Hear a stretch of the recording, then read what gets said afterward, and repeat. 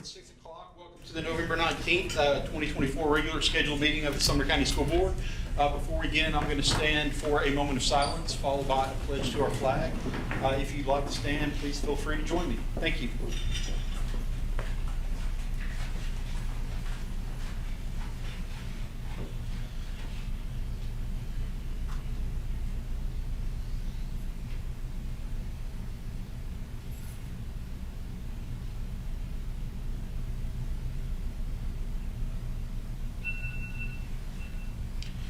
I pledge allegiance to the flag of the United States of America and to the republic for which it stands, one nation under God, indivisible, with liberty and justice for all.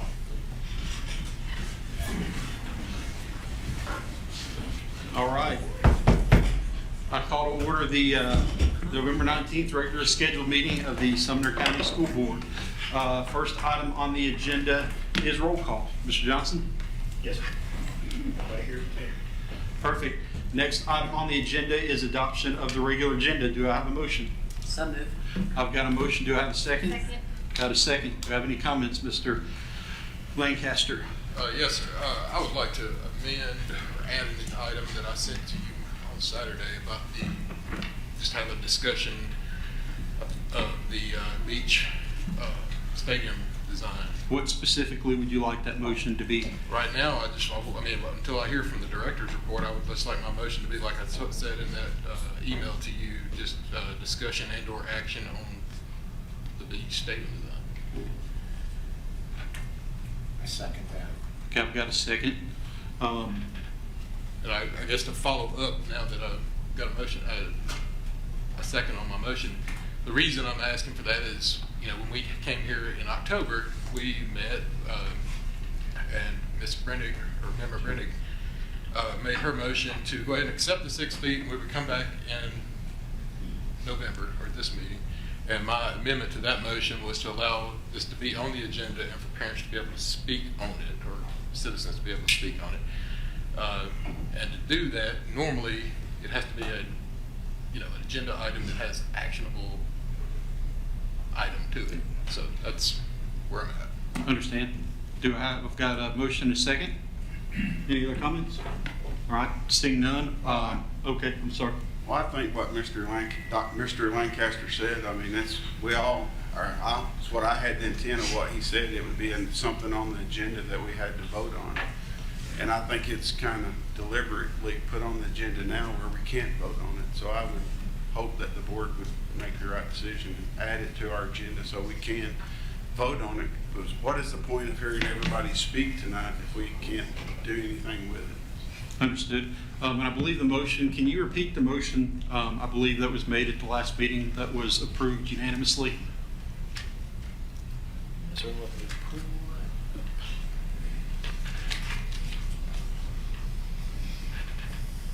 I believe it was to approve the moving back of the stadium 6 feet and add to the agenda add the discussion of the stadium under the director's report.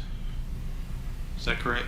Yes, sir. Motion to approve the recommendation of our director of schools to move the stadium home bleachers by 6 feet and have a report at the November voting session about the project. All right, thank you. So we have a motion to add discussion. A point of order. That is what you said. That is not what Mr. Lancaster said. That's what we voted on and approved. Well, Mr. Lancaster said something different, and then you repeated something different than what he said, what we voted. I understand. Okay. Understand. We have a motion that was voted on at the last meeting. We now have a motion where we as board members can choose to add items to the agenda to discuss. We have that motion on the floor right now. We have a second, and so we're ready to vote. Do you have another comment, Mr. King? Yeah, so on that issue where the way that the motion was worded, we've had this issue before where something was worded funny and we had to go back and fix it. And I think this is a case where we need to correct that in the minutes, because the way that this body understood Alan Lancaster's motion, and he said specifically, I want it to be on the agenda, have it on the agenda, quote, have it on the agenda, so that parents can give feedback. And I got clarification, and I said, I would like to get clarification. Is that just a report from the director, or is that to have it on the agenda? And that's when he made his comment to clarify.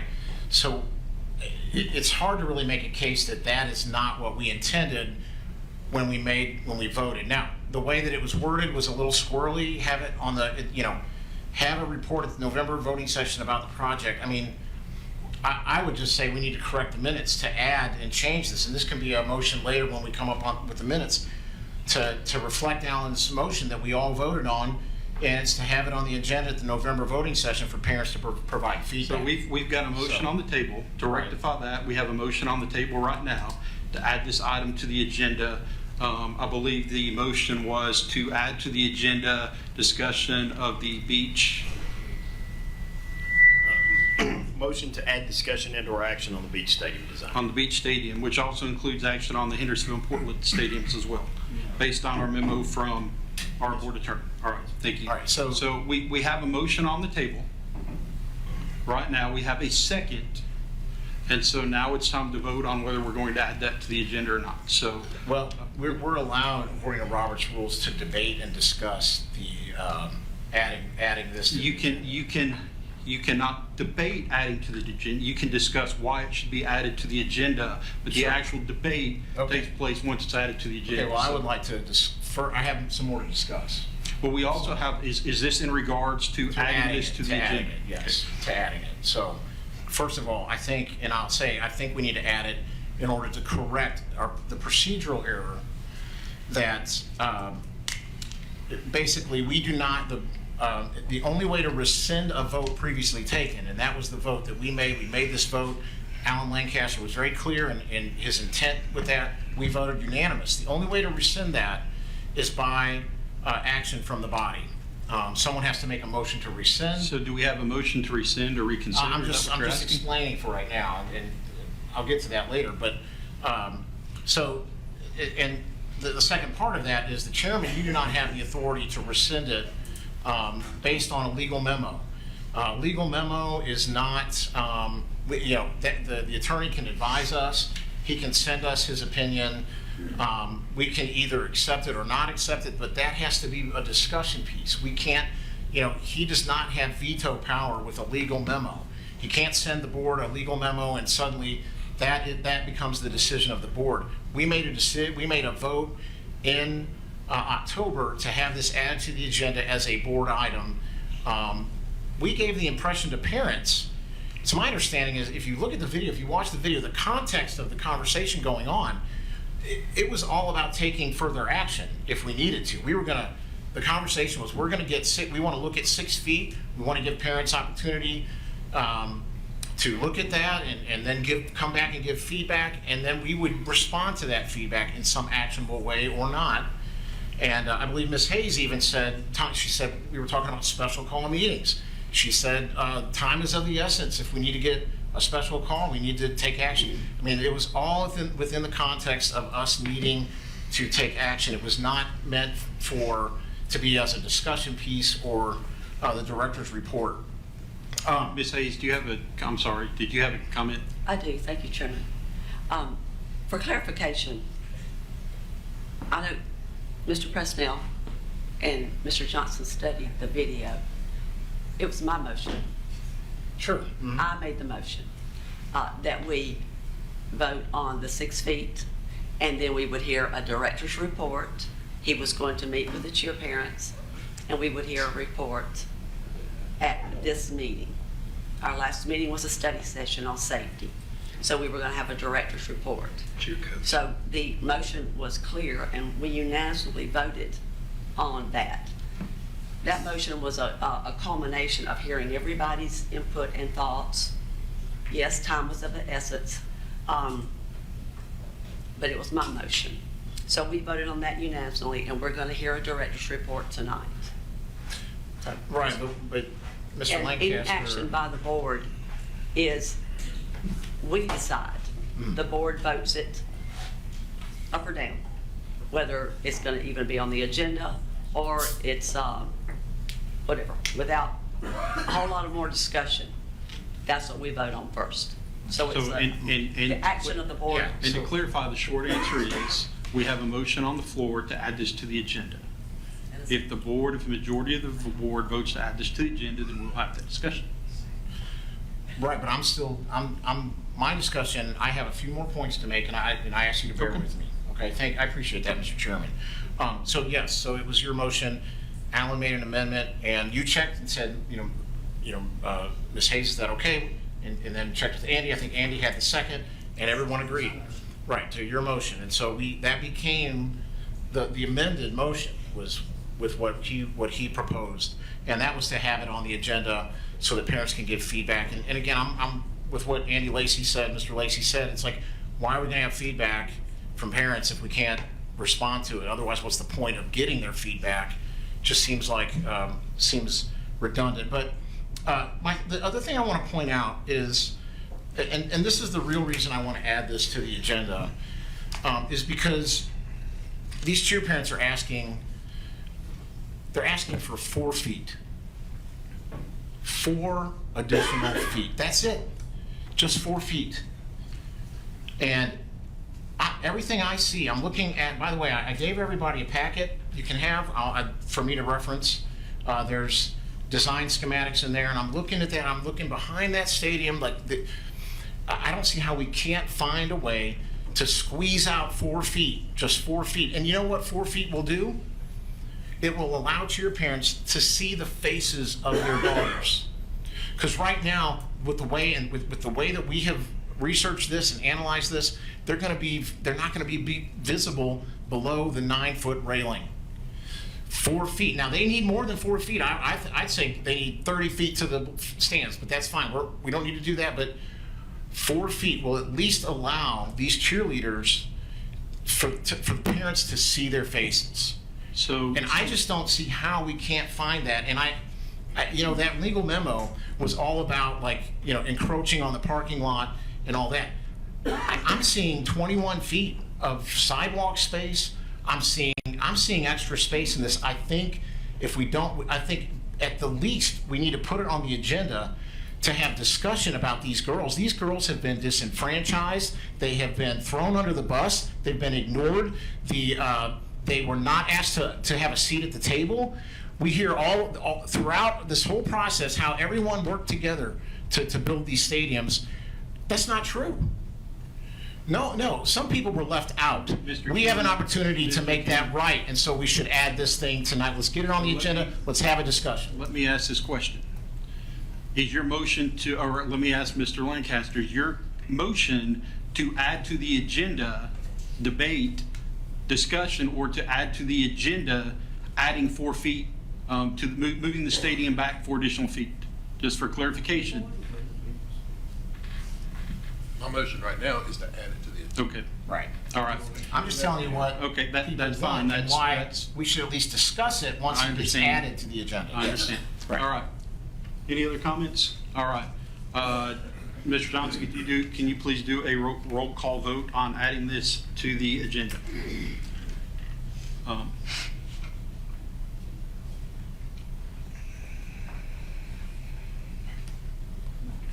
Can I say one more thing? We'll have the opportunity here in just a moment. Okay.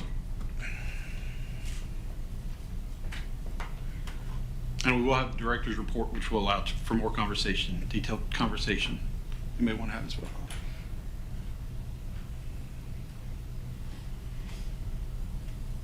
Ms. Hayes. No. Mr. Lancaster. Yes. Mr. Evans. Yes. Mr. King. Yes. Mr. Halls. Yes. Mr. Daniels. No. Ms. Brennan. No. Ms. Stewart. No. Mr. Lacy. Yes. Motion carries. Mr. Tucker. Ms. Tucker. No. That is 5-5. Motion fails. All right. Back on the main motion, adoption of the regular agenda. I have a motion to approve. All right, let's vote. All in favor, say aye. Opposed? No. Who, please show me the noes. Mr. King? All right. Mr. Lacy? All right, thank you. All right, moving on. Next item on the agenda is the adoption of the consent agenda. Do I have a motion to approve? Motion approved.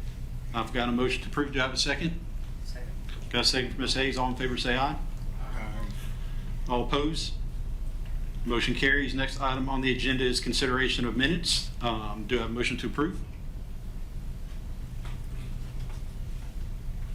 Ms. Hayes, do I have a second? Second. Got a second? Favor say aye. Opposed? I would like to add a change, propose a motion, an amendment to the motion to change the minutes.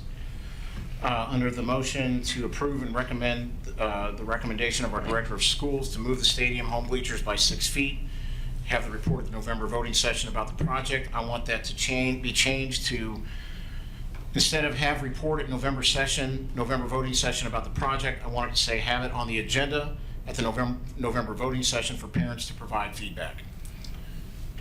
I've got a motion. Do I have a second? Got a second. Mr. Johnson, can you read exactly what the motion that you reiterated at the last meeting was? Yes, sir. So, let me get to that part of the screen. Do a new window. The motion that we voted on and passed unanimously, please.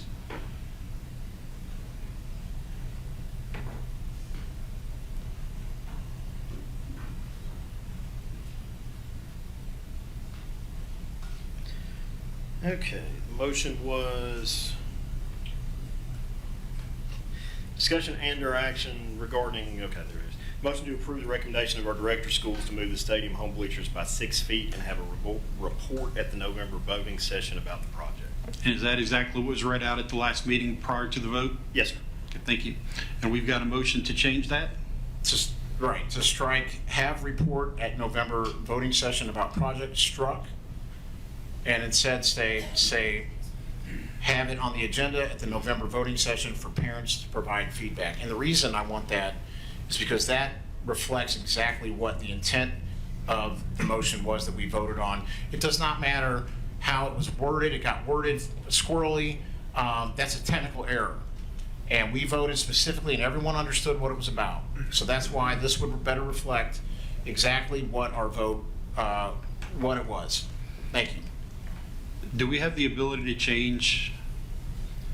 Yes, sir, they're your minutes. Okay, so all right. Whatever the board agrees that the minutes should say is what they say. All right, so a vote to approve would, a yay vote would change the minutes. A no vote would keep the minutes as is. All right.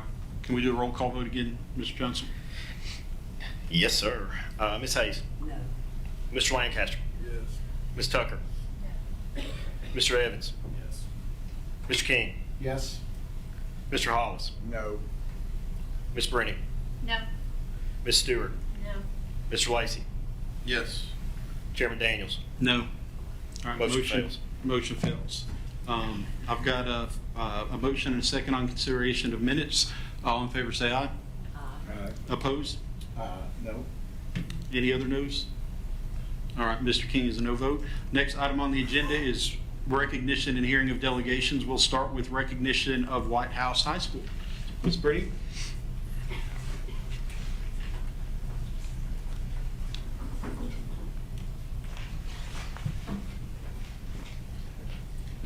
I'm very excited to get to brag on White House tonight. Our White House High School was recognized for AP Scholar or AP School Honor Roll at the bronze tier. So what that means is the most recent graduating class had to meet some key requirements. They had to have more than 40% of the graduating cohort take at least one AP exam during high school. More than 25% of the graduating cohort score at least a 3 or higher on one AP exam during high school, which means they get college credit for that course. And then more than 2% of the graduating cohort took 5 or more AP exams during high school, with at least one of those exams in 9th or 10th grade. So this is a program that Sumner County can be really proud of. Some of our AP teachers here, Mr. Hilliard and Miss Langford, and then our principal, Miss Miller, are representing that graduating class, who, strangely enough, didn't want to come back this year to come to a school board meeting. But we are all really proud of the work that you guys do and the effort that you pour into your teachers. And if I can just brag on Mr. Hilliard's class, I got to see and talk to some of his AP capstone students last year when I was touring the school. And these kids are doing such high level, impressive projects. And they're doing that all under the guidance of our wonderful teachers at White House. So, Ms. Miller, I'll let you brag on them a little bit more and share a little bit more about that program. But I just wanted to make sure you guys had the opportunity to share with our community what you guys are accomplishing. Thank you so much. I think it goes to be said, just the stats for itself, but beyond the numbers, I just want you guys to know how proud we are of our teachers and our kids and our parents. They get up and do things that other people are not willing to do. They go the extra mile. They're here early. They stay late. They do all the things that the state report card never shows. The blood, sweat, and tears, and I can tell you from personal experience, these kids are doing the same work that we did in our doctorate program as adults, and probably doing it much better and much more gracefully, if I could say that. So just thank you so much to Mr. Hilliard, Ms. Langford, and I think we've got 7 or 8 other teachers that are certified and are currently teaching AP. Our schedule is hard to make because so many kids are wanting to take AP classes. I think currently we have 30, how many kids in AP seminar right now, AP research? Yeah, 34. 34 kids in AP research. So they will graduate high school having gone through a full research project and presenting to an IRB board just like we do in our doctoral program, which is huge. So thank you to the teachers and the kids that are at college, I'm sure really still studying their AP exams, and to Megan and to our parents. So just thank you guys so much for this. We appreciate it. So let me, don't go anywhere. And Mr. Gilliard, move over there too, please. So let me just share a couple things, because it's hard to grasp how important it is. You know, I taught AP English Lit. Actually, Mr. Gilliard was one of my last students, and by far top 3 brightest students that I ever taught. I mean, was an honors grad at Vanderbilt and came back to teach because he wanted to be in the classroom and work with kids. And you see that in everything that he does every day. When I came back in 2014 to be principal, we had 3 students signed up for AP English Literature, and that was it. That was the only AP class we had. Miss Miller and her team, Merrill Hyde Mag is the only other school that's achieved AP Honor Roll. That gives you an idea of what is taking place there. Last year, White House High had a National Hispanic Merit Scholar finalist, got a full ride to Emory University, and something like $500,000 or $600,000 in offered scholarships. I mean, when Ms. Miller and I started in 2014, the thing that came up over and over is our kids and their parents were scared to take a risk to not make A's in standard classes and risk AP.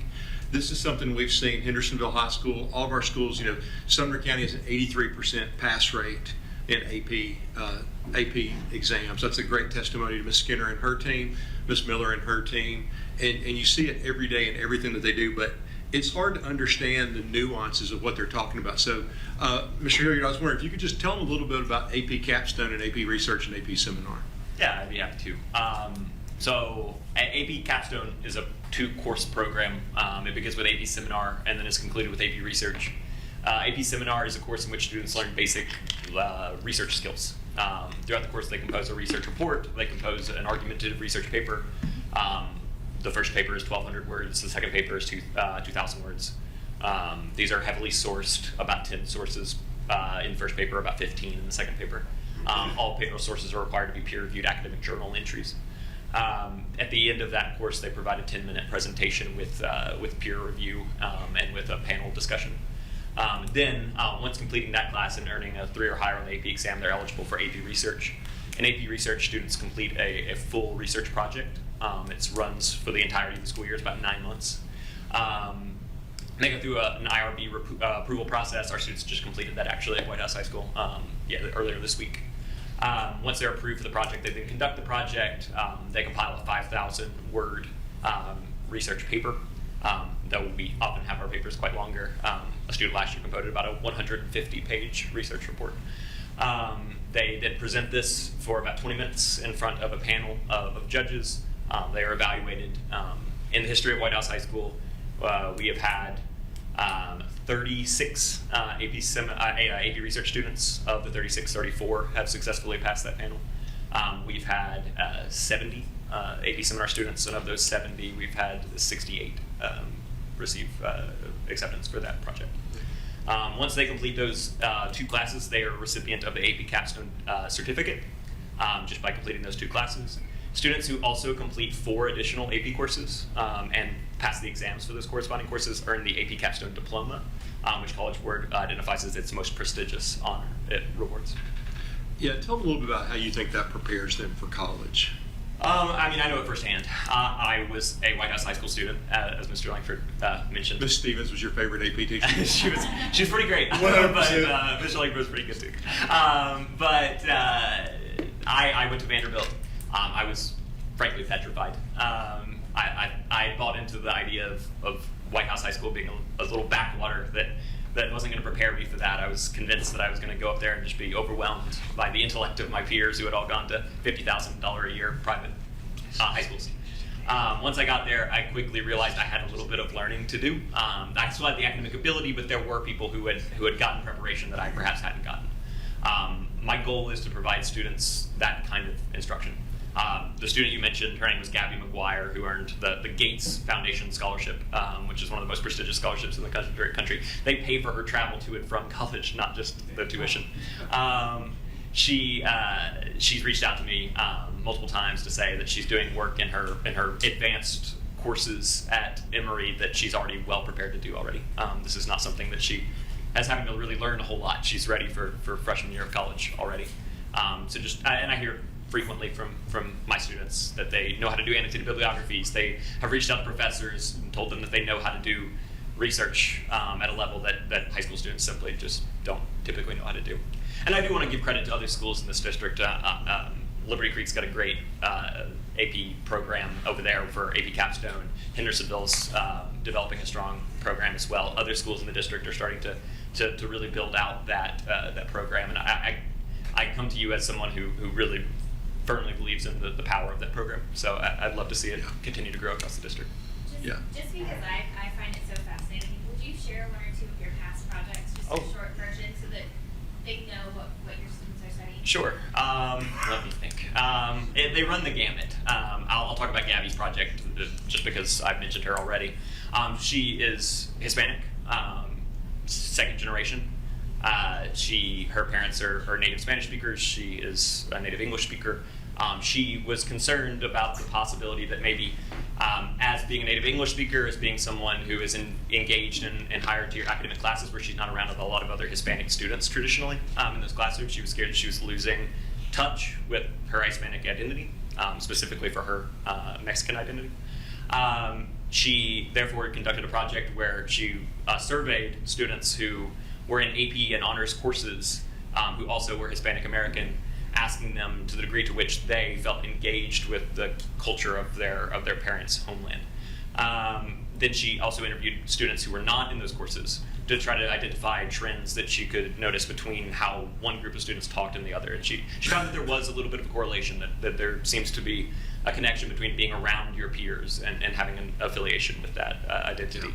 On the other hand, we have projects. Allison Finn, another wonderful student who graduated last year, works at a roller skating rink, and she was interested in the music that played in public places and how that inspires people to act in certain ways. And so she interviewed people at a roller rink, and also did an analysis of several thousand songs that were on the playlist at that rink to see what relationship people had to the music that was being played in those spaces.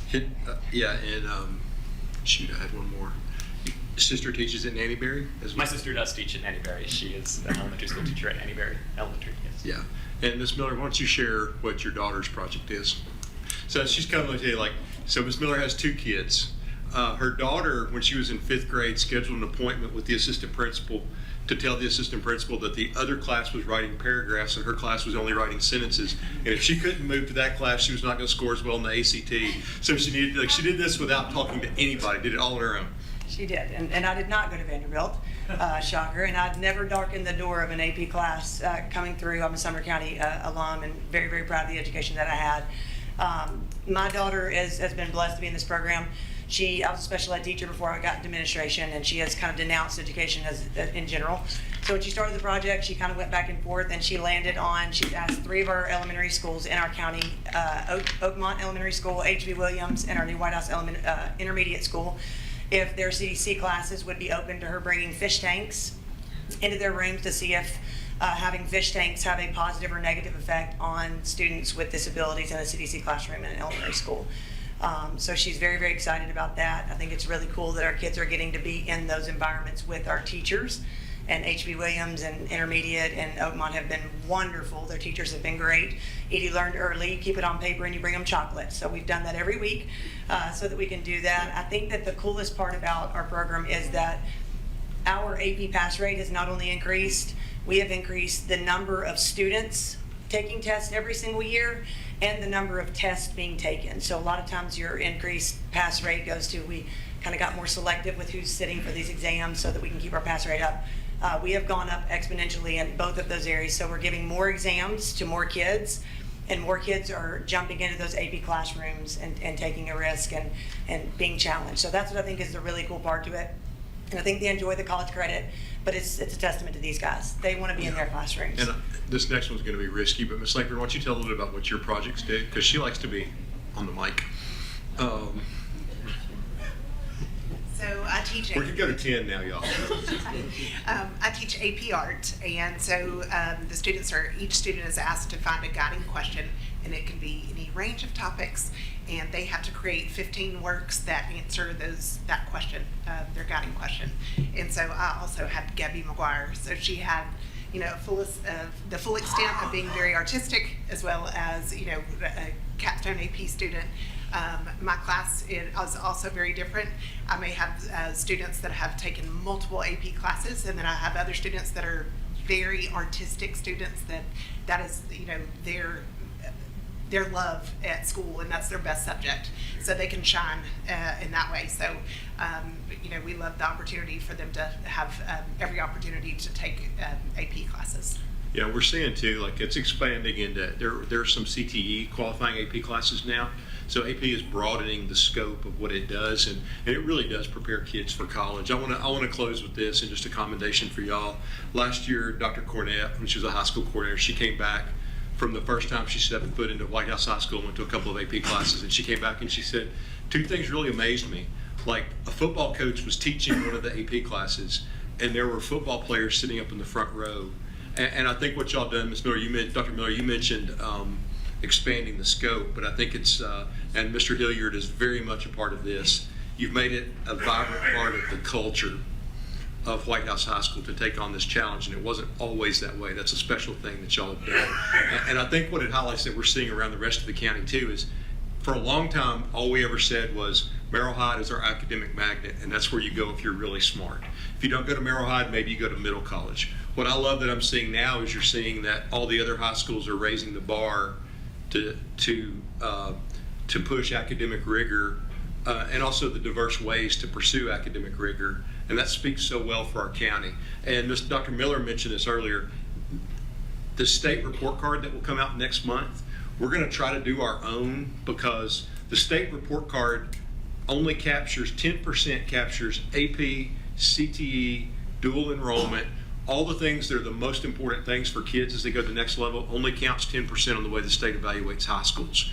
And so, you see an instance where 5 years ago, Portland High School lost a lot of their honor students to Middle College because they didn't have the full set of offerings. Portland High School had an 83% pass rate on AP exams last year. They've added honors. We're seeing this across the county. And as we're diversifying who gets to take AP classes and expanding the opportunity, the pass rate's increasing, and that's definitely a testament. The other cool thing is, and I know we got to move on, the other cool thing is our AP teachers around the county have created their own kind of community, and they talk and share a lot. It's not uncommon to see Mr. Hilliard. Hendersonville has a pretty decent AP teacher or two. Yeah.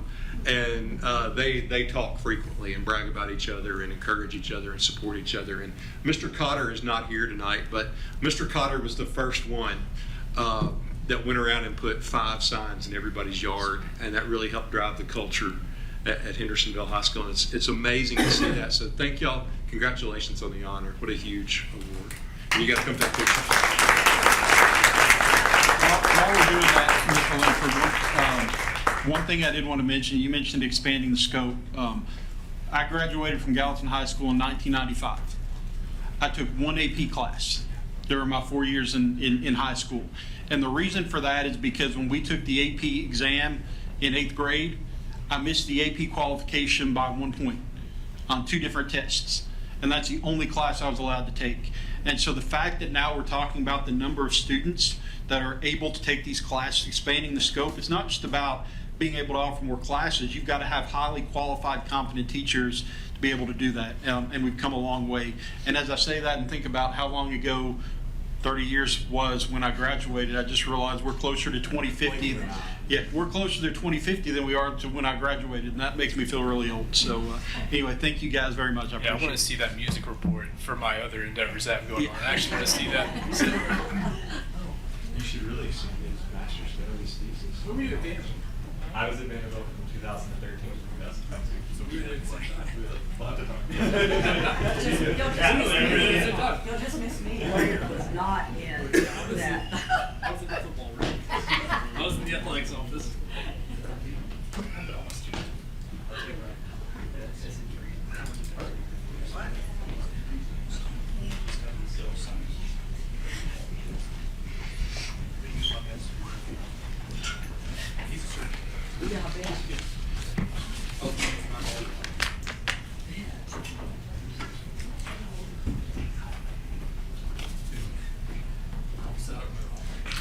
All right, next item on the agenda is public comments on Sumner County School athletic facility projects. I have 4 individuals that signed up to speak. Before we move on, does anyone else wish to sign up to speak? All right, in that case, we'll start with Stephen Sanders.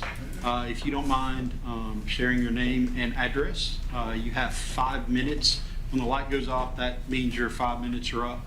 And then we as a board can agree to extend time.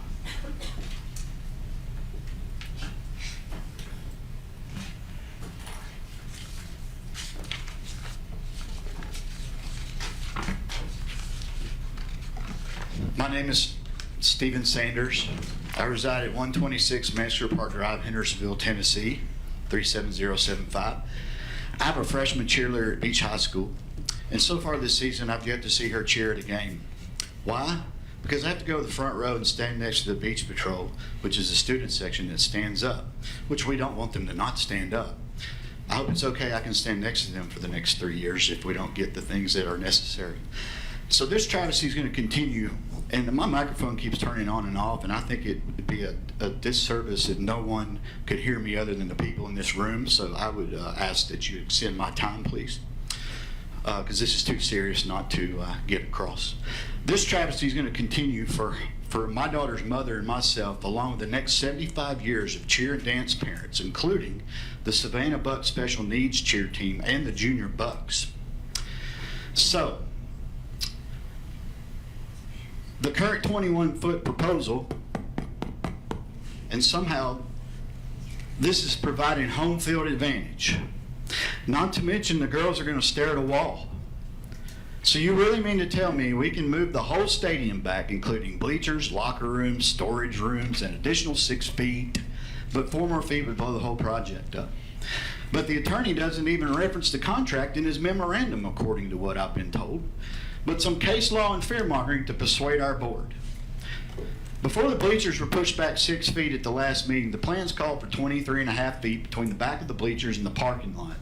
After 6 feet adjustment, there will be 21.7 feet between the back of the bleachers and the parking lot. Moving the bleachers back 4 more feet still leaves 17.7 feet between the back of the bleachers and the parking, and not require redesigning the parking lot.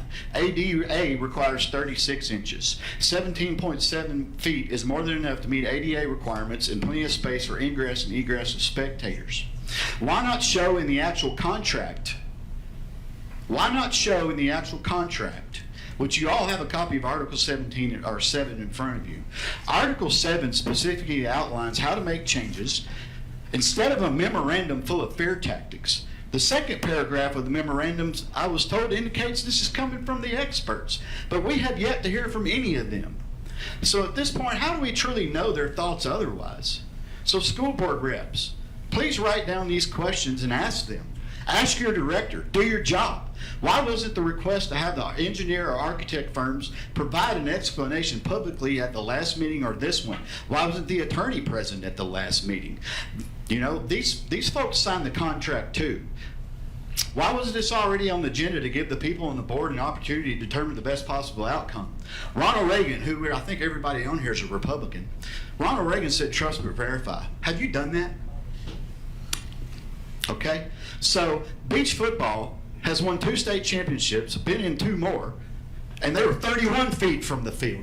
We don't need to be any closer to beat anybody in this county and most schools in any other county, quite frankly, and I think we're proving it right now. We'll probably prove it again on Friday.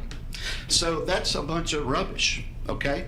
You know, so why suddenly, all of a sudden, is it such a big deal to be closer and not allow for the cheer and dance teams to be safe and visible during Friday night lights? You know, at the end of the day, the good old boys at Beach, and there's literally like 4 to 5 of them, would rather be closer to the field and sacrifice the safety and visibility of cheer and dance teams to reach this ridiculous goal, and the director's doing everything in his power to ensure this takes place, even manipulating you guys.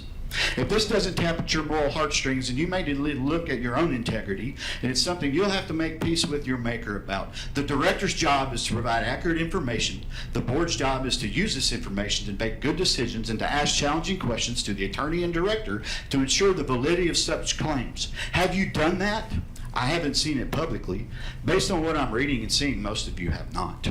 We even visited with one school board member at the visitor bleachers at Gallatin High School due to the similarity in height, and she saw with her own 2 eyes that she could only see the back row of cheerleaders at 21 feet, and the front row, the girls could only be seen from the shoulders up. That's, of course, assuming that the beach patrol is going to be standing up, which they would. But now, all of a sudden, it seems that this person has amnesia and doesn't seem to remember that. But they want all the data from us, but they're not asking for data from you other than a memorandum that has no legs to stand on other than it's fear-mongering. Not one time the contract was even mentioned.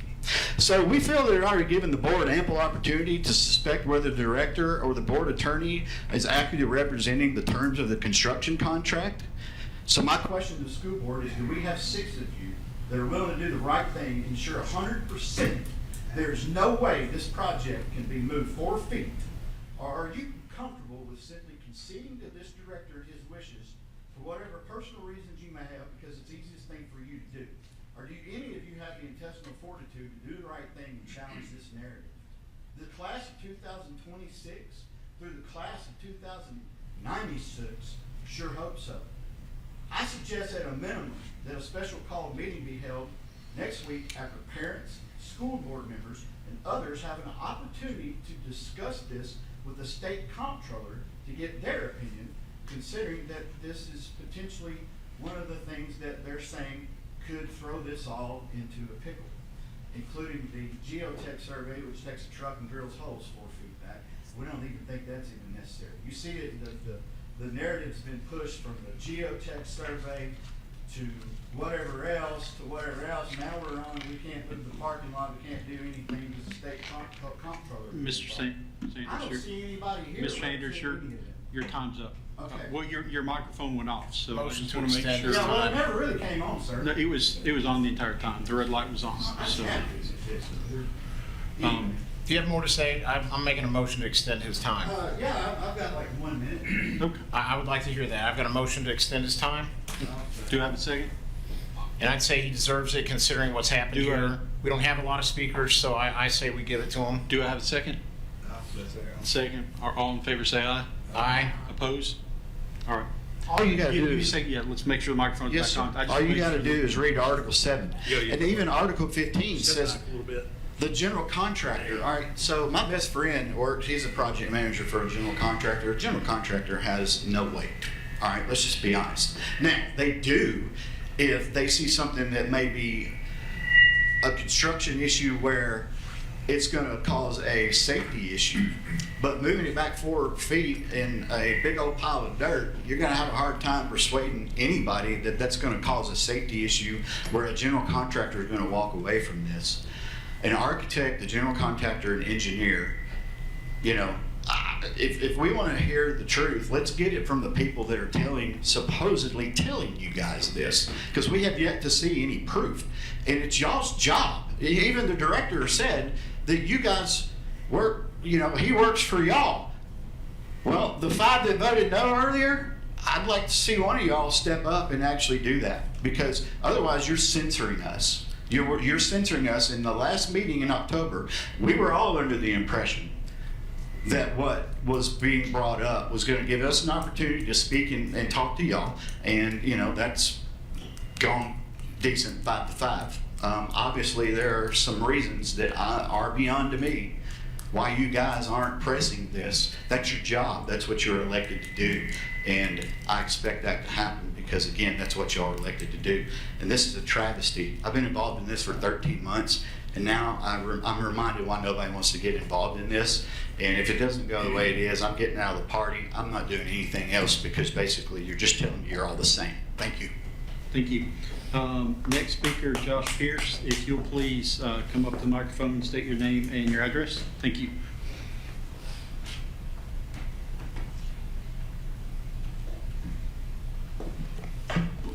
Josh Pierce, I'm at 602 Park Drive, Louisville, Tennessee. Our approach, we felt, was an approach of professionalism and respect. We didn't create Facebook pages. We didn't pay students to come rally outside the building. We didn't threaten votes if you didn't vote a certain way to kick you out of the commission like we did last fall. So we got the money passed, and as usual, from that point forward, pretty much everything's been done the 11th hour. Y'all are aware that the cheer nor the dance coach was involved in any part of the design of Beach High School at all. We found this out in August, that the 15 feet was going to occur. So at that point, we kind of started our game plan to try to, you know, I guess lobby to try to get more footage out of that. But and then conveniently, every single time we were handed information at the last minute, knowing there was nothing we could do about it. And then after all that, we've been asking the director for months to meet with the cheer and dance coach. And conveniently, he meets with them yesterday afternoon when given no time to do anything. So yeah, he did meet with them. But hey, that was, you know, I guess check that box off. So, you know, again, it's all been done in a vice. And for y'all that voted no, I mean, I want to know, did you even do your homework? Did you even do your homework on some cardinal change? Do your homework on reading the contract? Did you do your homework on reading the blueprints or anything? You just took one person's word for it. That was it.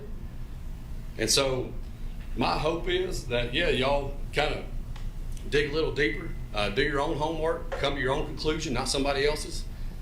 And I would say this: if this doesn't get passed forward, I'll say what Stephen said. This is a straight good old boy Shackle Island 101 right here. They don't care about these girls. They care about the football team, and that's it. These girls ain't going to be seen. And so if you vote no to, well, however this is, I don't even know why I'm up here. If we're not discussing anything, I don't know why these public comments even matter.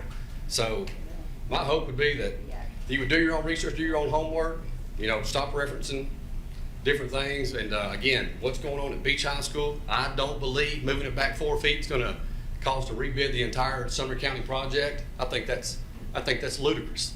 So, but I appreciate y'all's time and hope that y'all dig a little deeper and do your own homework. Like I say, make your own decisions, not somebody else's. Thank you. Thank you. Ashley Mason.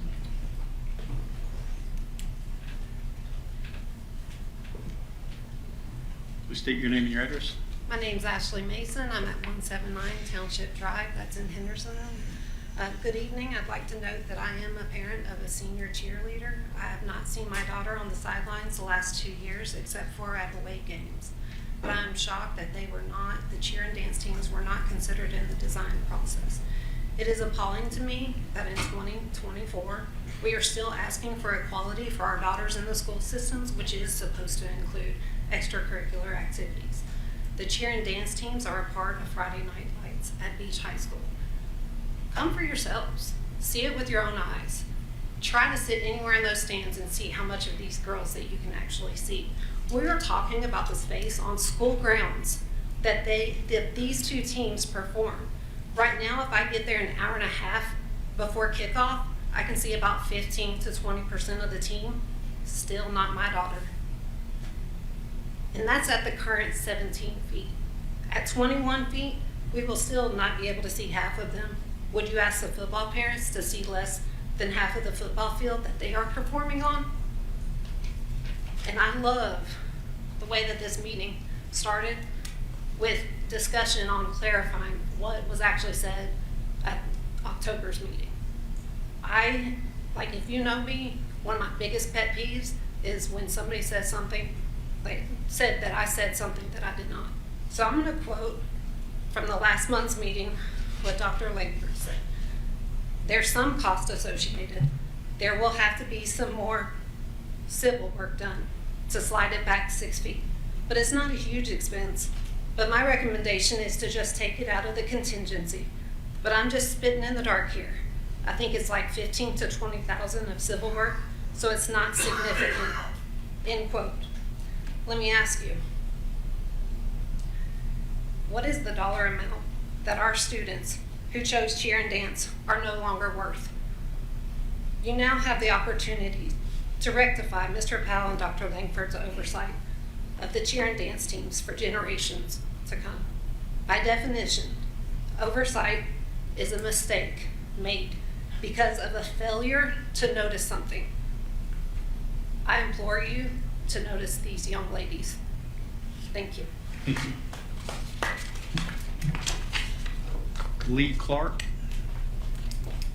Please state your name and your address, please. Good evening. My name is Lee Clark, and I live at 1075 Island Brook Drive in Hendersonville. I'm here tonight as a proud parent and advocate for student athletes like my daughter, Ashlyn. She's a senior cheerleader at Beach High School. Ashlyn is a flyer who has dedicated countless hours to her sport. Her achievements reflect her commitment. She's a 4-time All-American cheerleader, and as a team, they've earned national recognition at high school cheerleading nationals. This year, they claimed regional titles in Huntsville and Birmingham, and this past weekend, her team proudly represented Sumner County and placed second in the TSSAA state competition. While this is Ashlyn's final year of high school cheer, it's important to us and to future students that they too have the pride of performing for their home crowd. Her cheerleading journey has taught her resilience, perseverance, and the value of teamwork, qualities that extend far beyond cheerleading and into every aspect of her life. For parents like me, the opportunity to watch our daughters cheer has been especially precious. Unfortunately, the pandemic caused us to miss their 8th grade year, and now as seniors, they have yet to experience cheering for their home crowd in a way that truly showcases their talents. We haven't had the joy of seeing our girls perform fully during their junior or senior seasons. It's disheartening to say that away games with better sightlines have often felt more enjoyable because we can actually see all students perform. That is a reality that shouldn't exist for any parent or student. Sideline cheerleaders serve a unique and essential role in supporting our school's athletic competitions and other events that engage fans. They perform cheers, chants, dances, stunts, and tumbling to energize the crowd and foster school spirit. To do so effectively, cheerleaders need a deep understanding of their material, the ability to execute complex skills in a safe environment, and the commitment to teamwork and trust within their group. Whether it's basing a stunt, spotting a tumbling pass, or calling out counts during a routine, cheerleaders rely on one another to achieve their goals. A stunt group is only as strong as its weakest link, and each athlete's success depends on the group's ability to communicate, practice, and grow together. As a fan who proudly cheers with my cowbell at every game, I want to be clear that my request does not take away from my support for our football team, which is central to our school spirit. My goal is to ensure that all students, cheerleaders, dancers, band members, and athletes are visible, supported, and celebrated equally. With that in mind, I ask the board to consider the following. Number 1, safety. Cheerleaders need adequate space to perform stunts safely. Ensuring safety in our facilities reflects the value we place on the well-being of all of our students. Visibility. Every student deserves the chance to be seen and celebrated, whether they're performing a halftime routine, leading the crowd in chant, or supporting their peers from the sidelines. 3rd, equality. Cheerleaders, like football players, dancers, and band members, play a vital role in creating our school spirit and should be afforded the same recognition and resources. This stadium represents a significant investment of taxpayer dollars, millions of dollars intended to benefit our students and community. To spend this level of funding without fully considering the many uses of the stadium and the needs of all of its users is simply careless.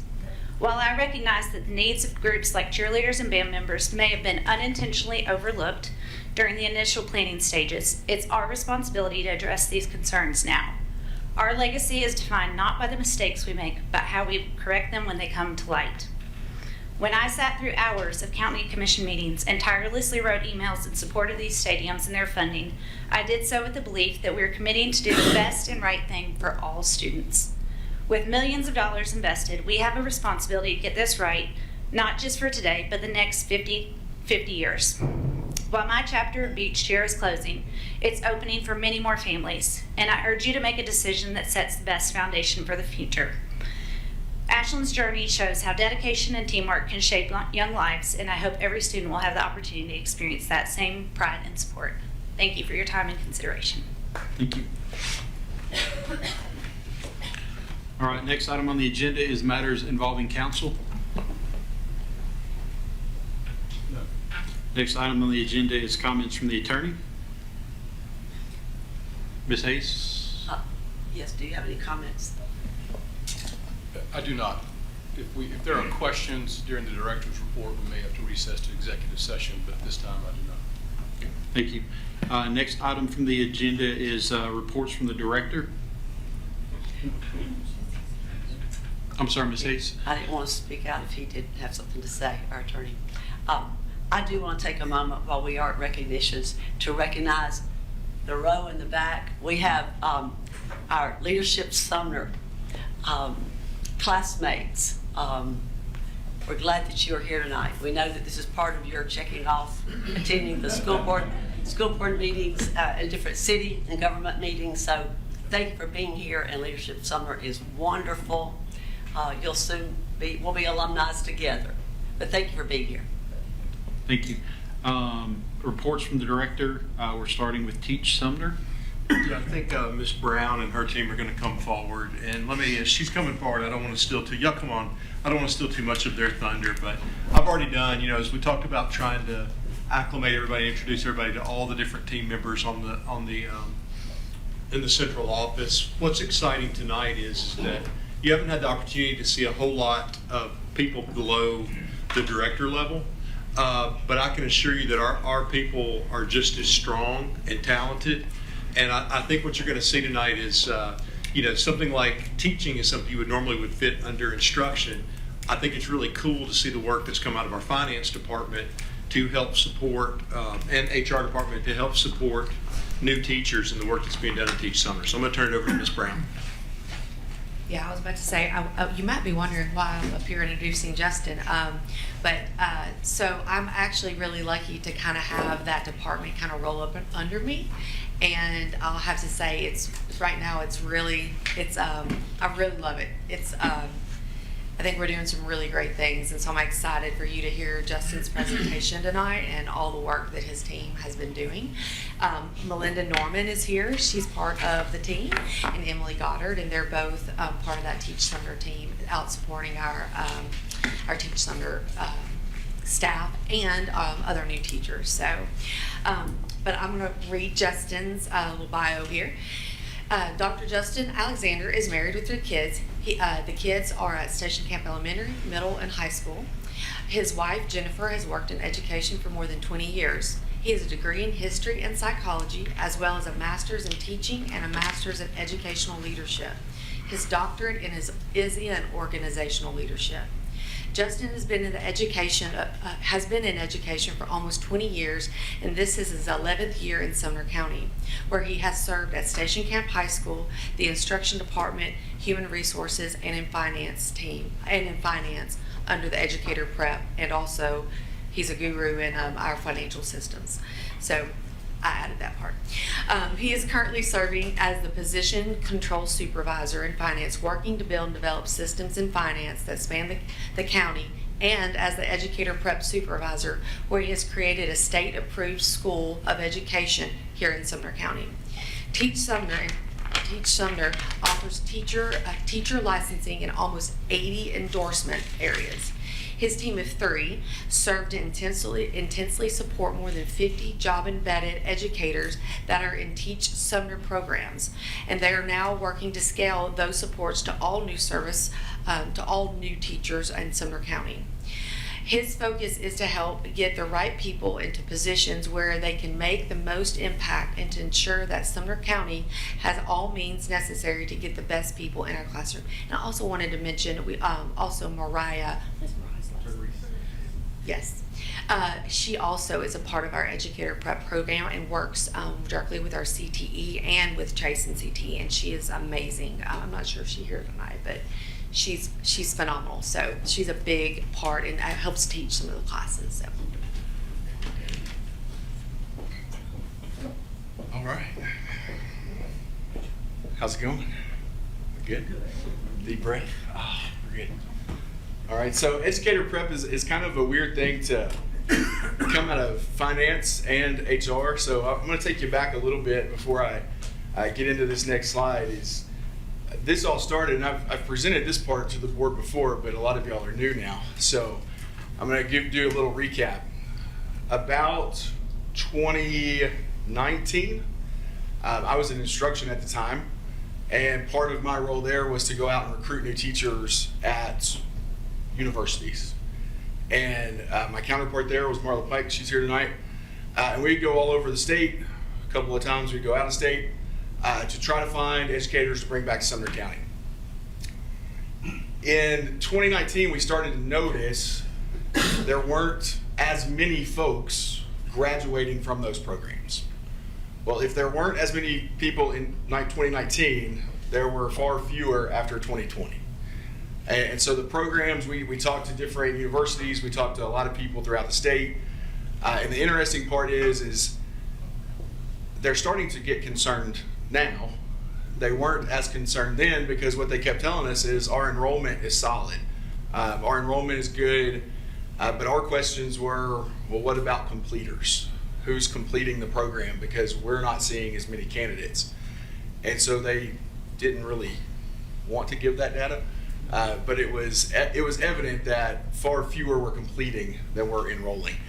So we started asking questions with the state, and they had an option that they had gone through with Rutherford County at the time, where school systems could go through a process to create their own school of education, get it state board approved, meet all the requirements that a normal college would meet, and then we could offer teacher licensure per endorsement area that we applied for and were approved to do through the Tennessee Department of Education.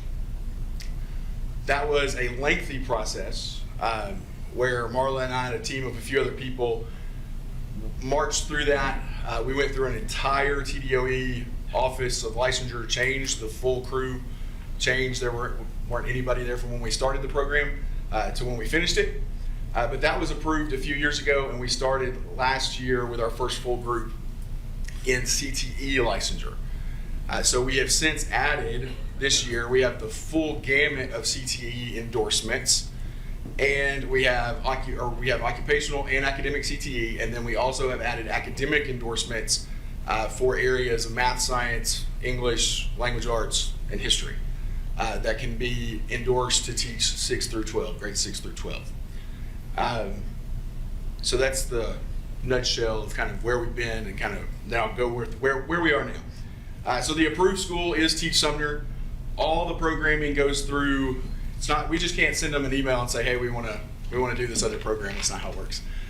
So it's an iterative process where you submit, they send things back, you update and revise. They're always changing requirements, therefore we have to meet those requirements, and we're always in the process of working on something. And so that process has been met 4 different times now by our school to add endorsements. So each program that we have leads to teacher licensure.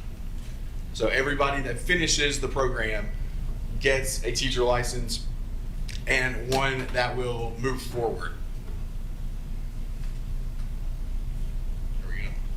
So again, our current programs, all CTE endorsements, Math and Science 612, History ELA 612. I gave you a full list of endorsements. You have them with you. It these are the occupational CTE endorsements. It's a whole packet full of them. There's a bunch of them.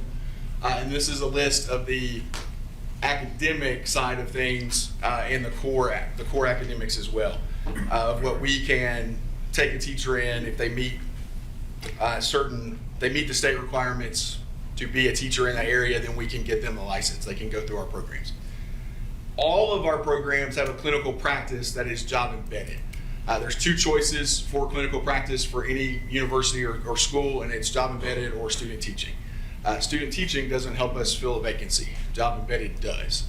And what job embedded means is when they come into our program, they immediately go into the classroom as a teacher. And so that could be someone who was thinking about becoming a teacher 48 hours ago for the first time ever.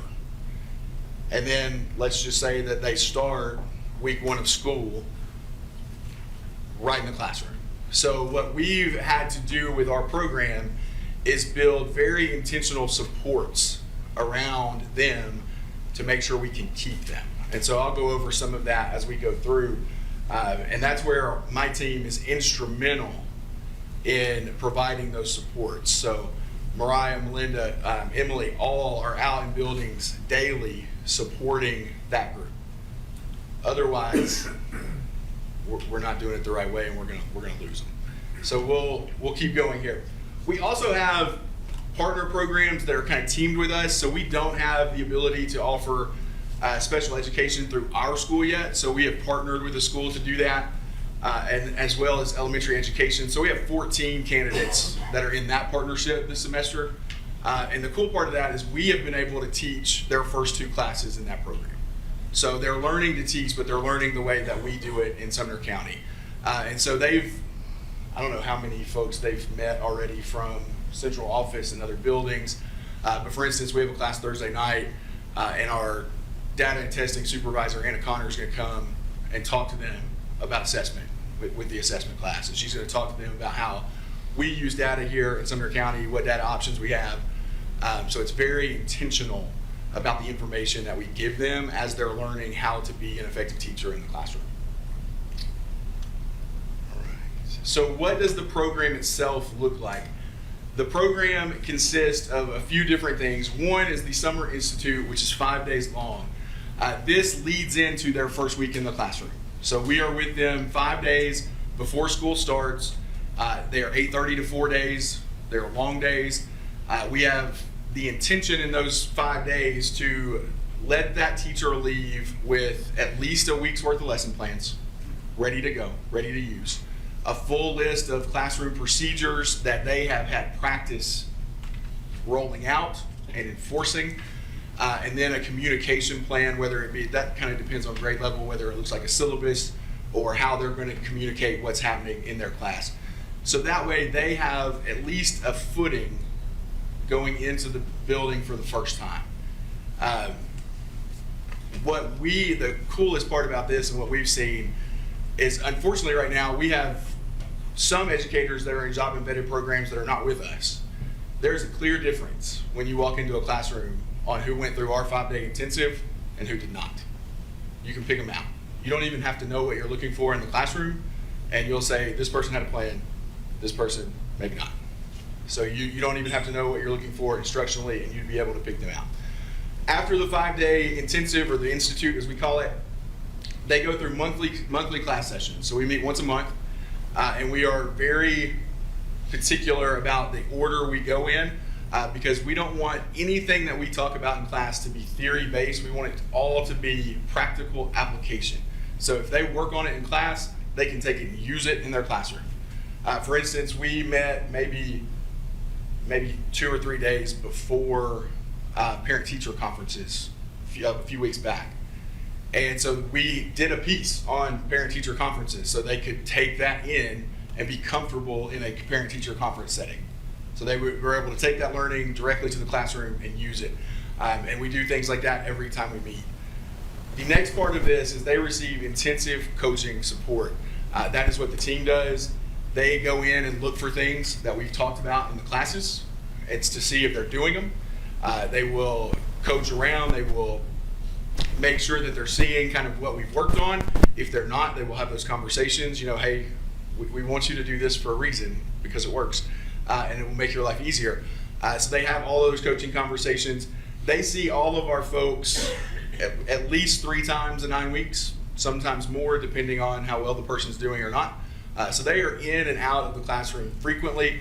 That also benefits the educator when it comes time for actual evaluation, because then it's not new to have someone in your classroom. It's kind of old hat, and I've done it, and people are in and out all the time. The next piece for the candidate, they have to perform 15 hours of field observations. That usually occurs in the second year of the program. It's a 2-year program.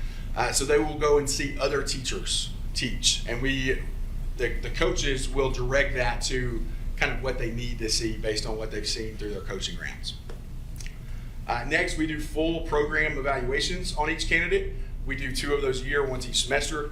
So this is kind of, think of this as like a warm-up for their team evaluation.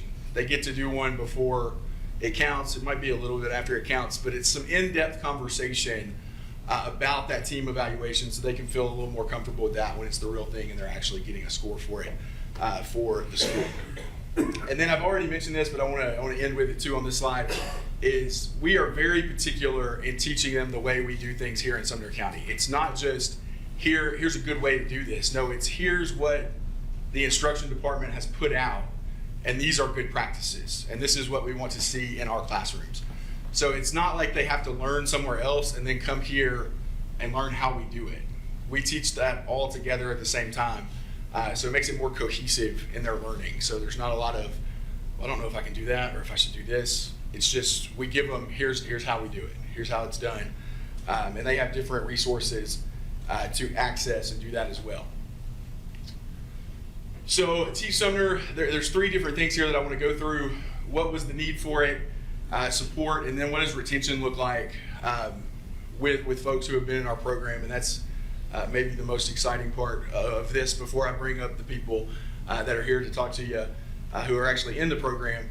But the need for this program, we saw an exponential growth in need since 2020. The candidates just weren't there.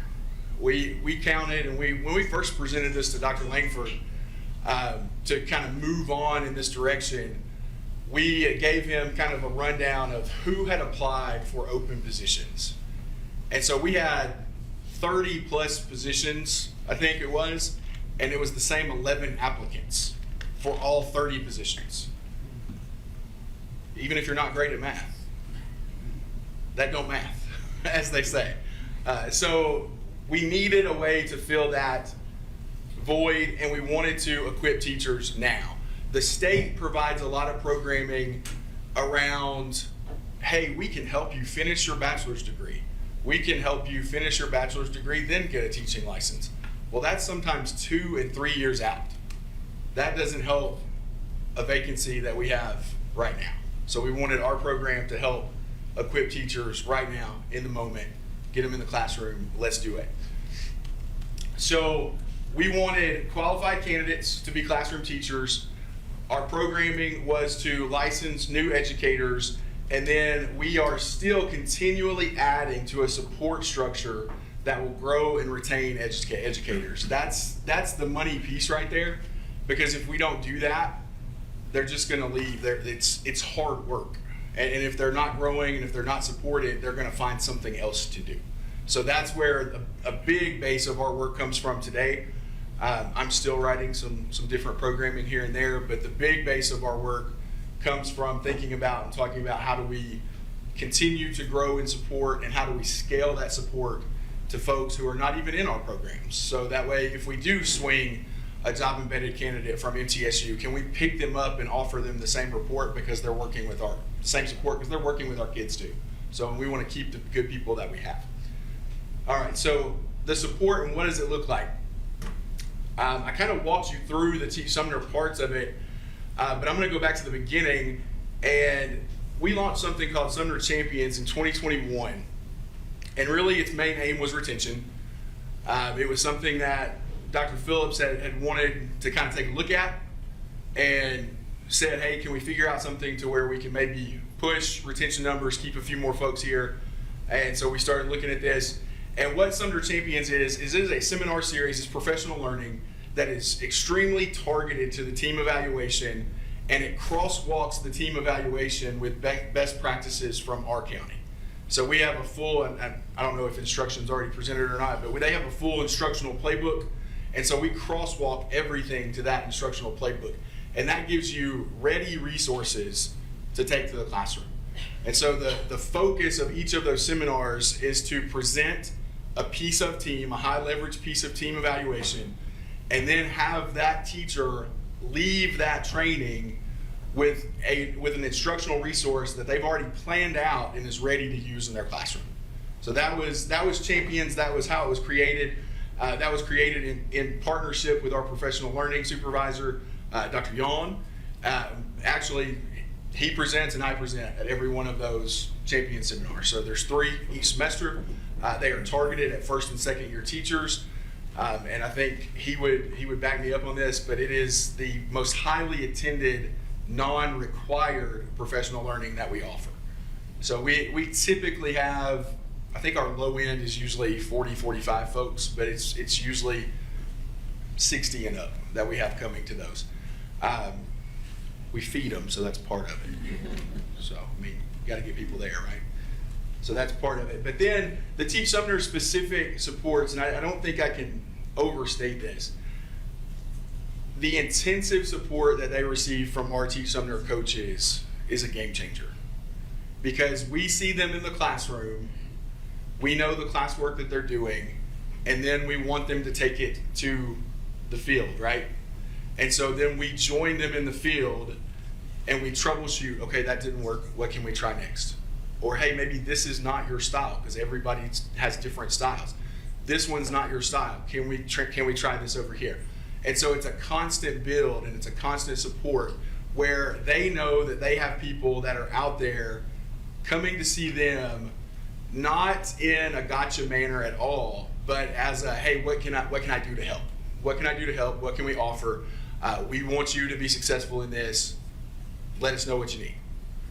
So that is huge on the support side. So retention, here's some numbers for you. Just go ahead and put them up. So pre-2021, less than 40% of our job embedded educators stayed for year 2. If you go back to like 2018, those numbers are too embarrassing to put on a slide, so I didn't. But rough. So 22-23 is when we had the first full year of Champions, and so you see more than a 20% jump. 64% felt supported enough to stay after year 1. It's really big. It's a big deal. But now you see 23-24, so most of our job embedded people, not all, but most of our job embedded people are in our programs where they get intensive support now. And that number speaks for itself, 91% retention. Because what we have learned through this process is if you will support them, if they know somebody else is out there caring about them, looking out for them, they want to do the work. That's why they're willing to go job embedded and say, I don't know what I'm doing, but I'm gonna figure it out. Because I feel like I'm in a place helping kids, helping students, and that's what I want to do. So love that number right there. It's our challenge as a team to keep that number over 90%. Like that, we want that to grow even higher. So we believe if we can keep adding programs and doing that, we'll have an opportunity to do that. So I want to bring up a couple of folks for you to talk to who are in the program, because I figure hearing from them is probably better than anything I can tell you. So I'm going to bring up Sarah Swinger first, and she's a 6th grade ELA teacher at Portland East Middle School. She's in the first year of the program.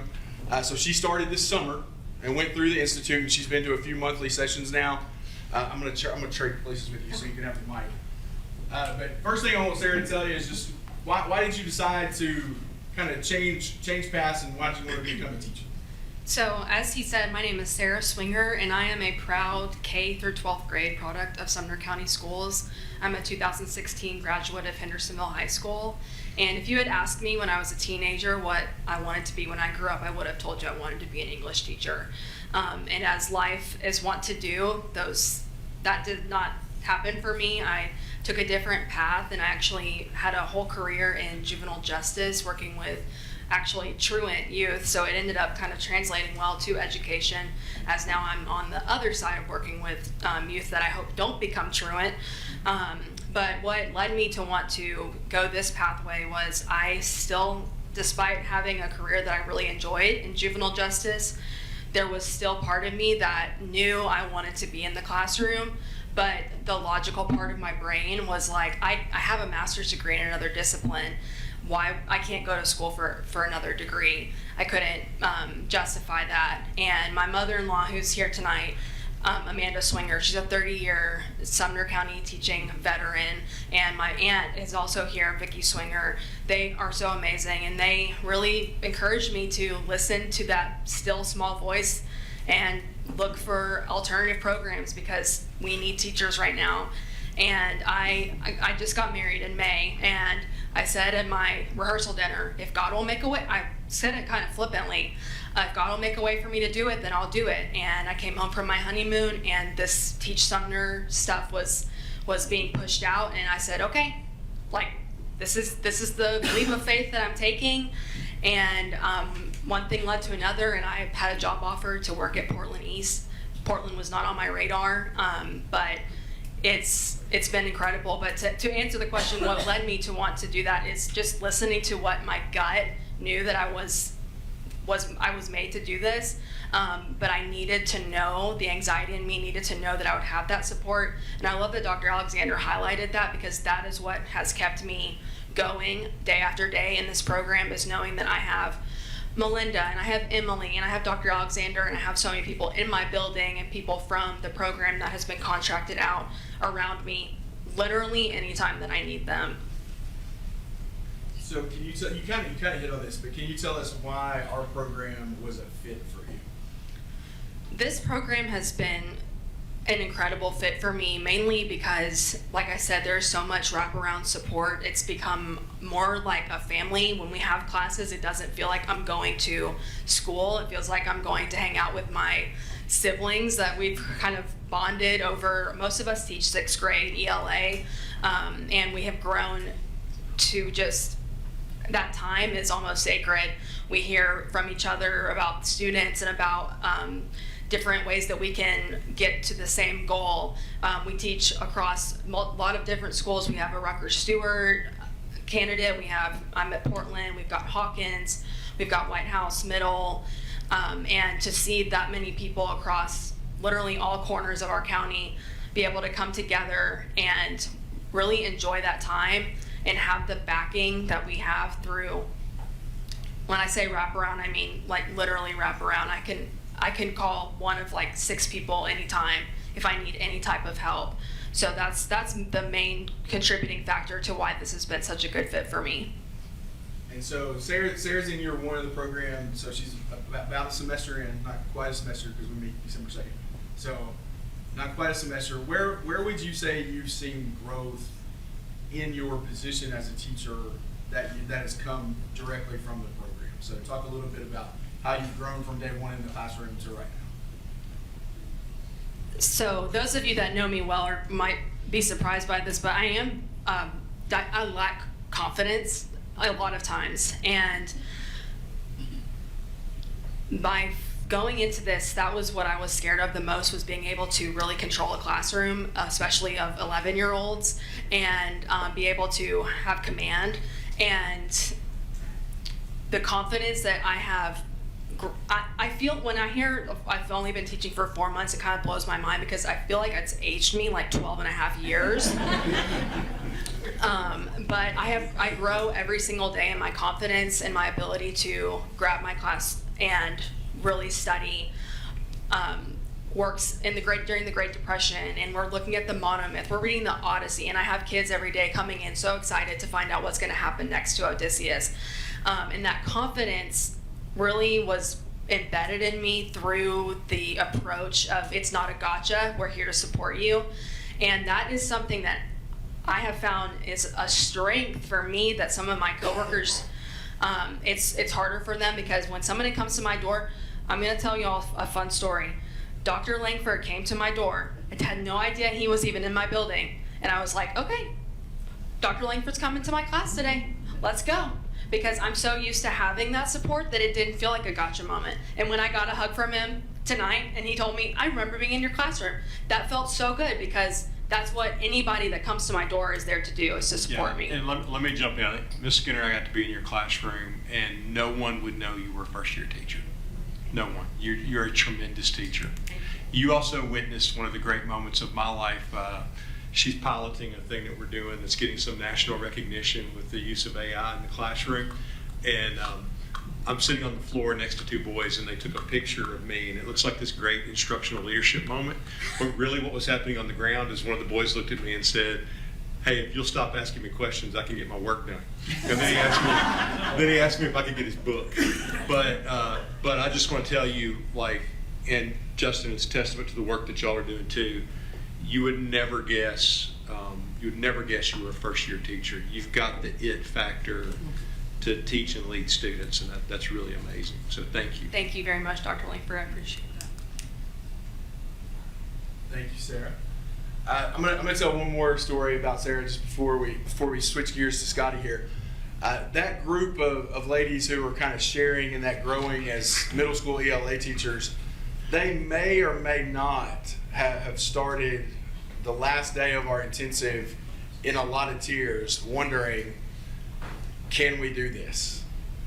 And what's been really cool, and I think Sarah, I think it was the last, I don't think it was our last meeting, I think it was the one before, she came in and she was very excited about where she was in Portland and what was going on. And those tears were long gone. The confidence is there, there's some experience there, and I can say that about each of those educators. I think what's cool about it is, the aviation teacher at Liberty Creek was a classmate of mine at West Point, Kai Perry. He's a retired lieutenant colonel, a Black Hawk pilot, did 2 tours in Afghanistan. He lived with us for about a month, and the night before the first day of school at Liberty Creek, he was more scared than he was probably before the eve of a battle. And I was like, dude, it's just Liberty Creek. You're going to be okay. And but, like he would tell you, he would die on the hill for Mariah and the work that she's done with him and the other Teach Sumner support that he's received. Yeah. So our next one is from Liberty Creek High School as well. This is Scotty Madison. He's in year 2 of the program, but Scotty's kind of a different view of this, because his first year with us, he was actually one who signed up for a different program. He was enrolled in UT Martin. And in that, when you enroll, you have 3 years to complete the program. So you don't have to take, and some schools don't make you take, a class in that first year. But that also means you're kind of just out there. So I want him to talk a little bit about what was it like being that first year in UT Martin, and then what was the change when you started with us in that first year?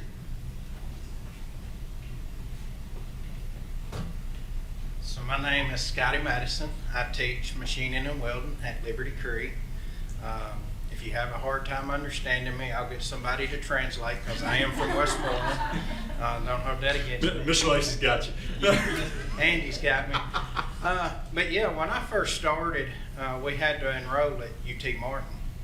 Okay, when you enroll there, then they want you to take these classes. It was like 6 different classes, and they were going to cost us about $1,500 a piece. So I decided to come out of the industry after 30 years, and then now somebody wants me to pay $10,000 to take 6 courses. So it was really tough making that change, because you're already taking a pay cut from the industry to come teach. But now I'm going to have to pay all this extra money just to get my teaching license. So I enrolled and I started to do it, but then Mr. Moore, Chase Moore, said, hold up, I think we're about to get this approved. Don't spend all that money on these classes yet, because Sumner County is about to start a program that will get you your teaching license. And that has been a blessing. That is a seller for Sumner County, and that's kudos to Sumner County, because now we can come into this job embedded program and it's 100% paid for. And that is a great selling point for Sumner County, and it is so much easier because I'm one of these people that have to be in a classroom. I need to be in the classroom setting. I need one-on-one attention, and I'm just not the computer guru. I don't like sitting there and just doing all my stuff on the computer in classes. So I like that one-on-one interaction, and this Yeah. EPP class is great. Hey, let me jump in and say, because he is a tremendous teacher, and the work he does is powerful. And what you don't see is beyond just the classes that the kids take. Those kids develop a relationship with him that will carry through their entire life, and he'll help them find jobs and careers. He hasn't fully gotten to experience that yet, but it's coming. And I think that's the thing that never, you know, when you see our graduation rate being so high, it's because of the work that he and others do. And to have the caliber people like him with our kids is powerful. Like it's funny, Dr. Langford mentions that. I'll be honest, the only reason, not the only reason I'm teaching, but when I was in school, it was called medals. You know, I was in school from 90 to 94. It was medals 1, 2, 3, and 4. Well, we had a teacher by the name of Mr. G.D. Alexander. He's passed on now, but he was my medals teacher, and I got the privilege of being in his class for 3 hours my senior year. Back then, it was 6 periods. So I got to sit in there for 3 hours, and he walked by me one time. He said, you know, he called me Opie. He said I look like Opie off of Andy Griffith. I don't know that I like that, but that's what he called me. And he come by and he said, Opie, he said, let me tell you something. He said, I believe that one day you're going to make a good welder and a good machinist. And that's the only reason I went into the industry, because a teacher made that comment. So I hope that I can influence my students like he influenced me, and make a change in their life. And I think what's cool is the difference in the equipment from 90 to 94. You know, Kai shared, he's like, the Delta Force in the Army is the only group in the Army that has the equipment that's in that shop at Liberty Creek. It's really nice. You know, back when I started in 90 with Mr. Alexander, we had the old South Bend lathes, and literally you had to change the belts just to get that thing to run faster. Now it's just a flick of a button and the stick. I mean, it's so much nicer. Technology has advanced so much in the tool and die industry, the machining world, and it's great. And I'm just honored and privileged to be a part of it. Got a couple of comments, questions over here. Mr. Lancaster? Oh, actually, yeah, mine was for when Dr. Alexander was speaking, but it was basically on the slide before that, it had the retention rates. Sorry. So when they're, and I guess it's more of just so if it's a job embedded teacher, so for example, the previous speaker that was like teaching 6th grade ELA, I mean, do they leave during the middle of the year? Like this, one day they just decide, hey, I'm not doing this anymore, and you've got a, you know, an empty classroom, or is it like they just don't come back next year? How's it? Yeah, it's more of just this is the pool of candidates now. There are so few candidates coming out of undergrad programs that there are not enough to fill the need that we have year to year being in a large district. Like if we were a district that only had one high school or, you know, a couple of schools here or there, it wouldn't be that big of an issue. But when we literally hire all endorsement areas every year, there's just not enough. Yeah. And that's only going to get worse. Colleges of education are imploding, and 48.8% of our teachers, new teachers last year, were job embedded. Yeah, like we're seeing exponential growth in the percentage of what we're hiring, and it's why we're dedicated, one, to that support, but to also creating and structuring programming to where we can capture even more endorsements down the line. It's a very particular formula of how they want it done, but we've kind of cracked that bottle open. So let's see how many we can do. Yeah, and let me just praise Justin here, because it's really been a passion of his for a long time. I can't remember when we had that first conversation, Justin, when the state made it so hard to even get done. And over the years, like, they've made it not only easy and acceptable, but they've made it, I mean, really a great cohort of people that form friendships and get to know each other. and that carries up Allen into the workplace. And I think what's amazing is, and it's just like, Luke Hilliard's done that you saw earlier. He's done that at White House High School for AP. They have done this for new teachers, and I think it's really exciting. And what you're seeing is if you ran through the career backgrounds of some of our new teachers, we have 2 that were retired NYPD detectives. We've got a night stalker that works at White House High School. It's just amazing, like people coming out of nursing. And I had in the past week, I've had 3 people reach out to me. A man that just retired after 40 years in logistics that wants to come teach in high school, and a 22-year-old that just graduated from college that wants to do it. And I went to high school with his mom. She's a missionary in Papua New Guinea, and she said when they get off the mission field next year, she wants to come teach. And when you can tell them, like, hey, you don't have to take on $10,000, $15,000, $20,000 in debt. You can come in and start teaching. We're able to put not just good teachers, but great people in front of our kids, and that's pretty exciting.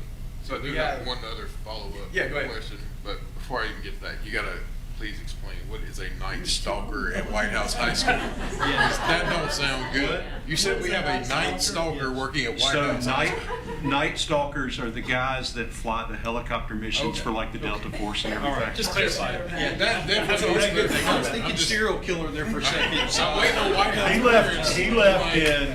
He left around 1985. Okay, I was waiting for White House parents to Just a brief blow us tenure. up, like, we gotta. Going back to the elementary embedded, I think I've actually, had conversations with some people that have done this before. Is that usually like our assistant pool of teachers that kind of want to go to that program? Where is that what that one is? So it's changed over the years. So let me give you a little bit of history there. The state used to, and they still run one called Grow Your Own, and we did 2 cohorts of Grow Your Own with Lipscomb University. And at that time, the Grow Your Own was job embedded, and that was the focus. And so we picked up some elementary, some sped, some we did 1 round of each kind of grade band in that, and it included some sped with it. But the state then changed their Grow Your Own model to focus on completion of undergrad. Like 3 times. Yeah, and it's like a 3-year program. So what we did is we went and partnered on our own with a university to be able to go back to the job embedded route, which is we have 14 candidates in that piece this year. Total in our programming directly, we have over 50. If you count everything we've done since back in the HR days of trying to figure this out, we've had over 80 people in programming that we've kind of umbrellaed with Teach Sumner. And when our candidates go through this program, is there a commitment to stay with us at all? Or, I'm There sure is. there's They like sign a somewhat high level of expectation. Yeah, they sign a work commitment with us to stay with us, and the reason, it's the program plus 3. So if you do the math on it, that's 5 years. It's a program plus 3 years, and the reason it's that is because our program is judged and graded just like any other college or university, and so if we can keep them in place for 5 years, then we get full credit for that candidate on the ed prep side. They will, even if it's a crazy piece of their report card, but even if that teacher leaves us and goes to teach in Kentucky, we get dinged on our report because they left. Right. So we want them to stay here. We want them to keep teaching, and what we tell them is, our plan is for you to stay here much longer than 5 years. So this should be an easy requirement. So it's 2 and then 3, or the program in 3 is what we ask them to do, since we don't charge for the program. And I guess, Donald, real quick, what I saw the improvement in retention. I know you said it's better communication and stuff like that. Well, is there anything else? What do you attribute that to? Is it just understanding how this is going to work, and I guess where do y'all see this going in the future? Do you see it being the K through 12 all aspects? Yeah, here I'll go to the last slide here. But, and Dr. Langford and I have talked a little bit about this, and there's a lot of work just getting the programming we know we need taken care of. But we want this to be something that other people look at and say, we should be doing that. That's what we want, and we want it to be all encompassing on the endorsement and certified side, but we also want to create options for our classified folks as well. Like if they want some options to move and do some different things, we would like to include that in our programming in the future. Mr. Evans? I mean, I just have two thoughts. Because my generation of college students, I'm 35. The reality is, my time in college was, the price of what college was skyrocketed. And not only that, school loans and what we had to pay whenever we got out. So the only reason I bring this up is I have a teaching degree. That's what I went to undergrad to do. Realized got recruited to go to grad school, to work in a grad school. But for a lot of people like me, I have a lot of friends that actually asked me how they can become a teacher. So I actually pushed a couple to this program, so hopefully they're doing it. I don't have the process. There's a link right now on our website. As soon as you hit our website, it's talking about a December 10th Praxis night. That's our first kind of jump in for next year. We're going to bring, we already have, I don't know when the last time we checked that was, but we've sent out about 40 invitations to that already for calendar invites, to where we're going to jump in with these folks early to let them know, hey, this is the Praxis test you would need to pass, or hey, you have the right degree, so you don't need to worry about testing. There's a lot of back and forth with that. HR works hand in hand with us for that. So we want to start that early. So that December 10th, there's a link they can fill out. Are they paying? We'll contact them. Are they paying for the Praxis themselves? Right now, they pay for the Praxis. Okay. Yes. So I guess my what I see happening, hopefully from a growth perspective, the reality is that people are going to have. I just see a lot of people switching. They change careers. And not even people don't stay stuff long anymore. What I would assume is going to happen. I don't know from a retention perspective. How do we keep them here to want to recruit other people to come back? So, and not just one or two people. I'm talking about as CTE grows. I mean, the guy that was doing welding and machinery, that's incredible. We think the answer is the support. Okay. Yeah. When you go, I think, Justin, do you remember we went to Austin Peay one time, our first year up here in 2018, and we had put together all this stuff that we thought teaching candidates would ask about how much we paid and our benefits. Not a single question they asked about support. And I think the recruiting aspect, one of those retired NYPD detectives came down here, and now there's 3 of them that live in Creekside, and 2 of them teach. I threw on my class yearboard as a lark to see if I could get somebody that was a helicopter pilot to come teach aviation. Kai is on all the time saying, hey, if you're a veteran, you should come to Sumner County Schools. I think that'll start to take root.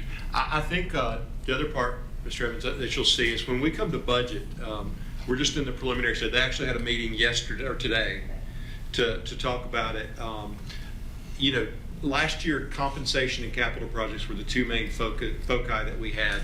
Teacher support and retention is going to be a major focus of ours. I can go ahead and tell you, we'll talk about it a little bit at the board retreat, but that's going to be one of the big vision statements this year. Because if you think about it, and you've already heard Justin talk about it, is we're running our own college of education. Right, with 75 candidates, soon to go to 150. And if you look, there is our College of Education. Amanda, Justin, Craig, Marla, right there. They're running the whole thing. So we're going to have to increase our support. That's going to come because this is something, as Dr. Alexander mentioned, this is something that's going to be a shining star. It's not going to be the only thing. You always got to have multiple avenues. Ms. Skinner, I don't want to put you on the spot as I put you on the spot, but do you want to talk about teaching as a profession real quick?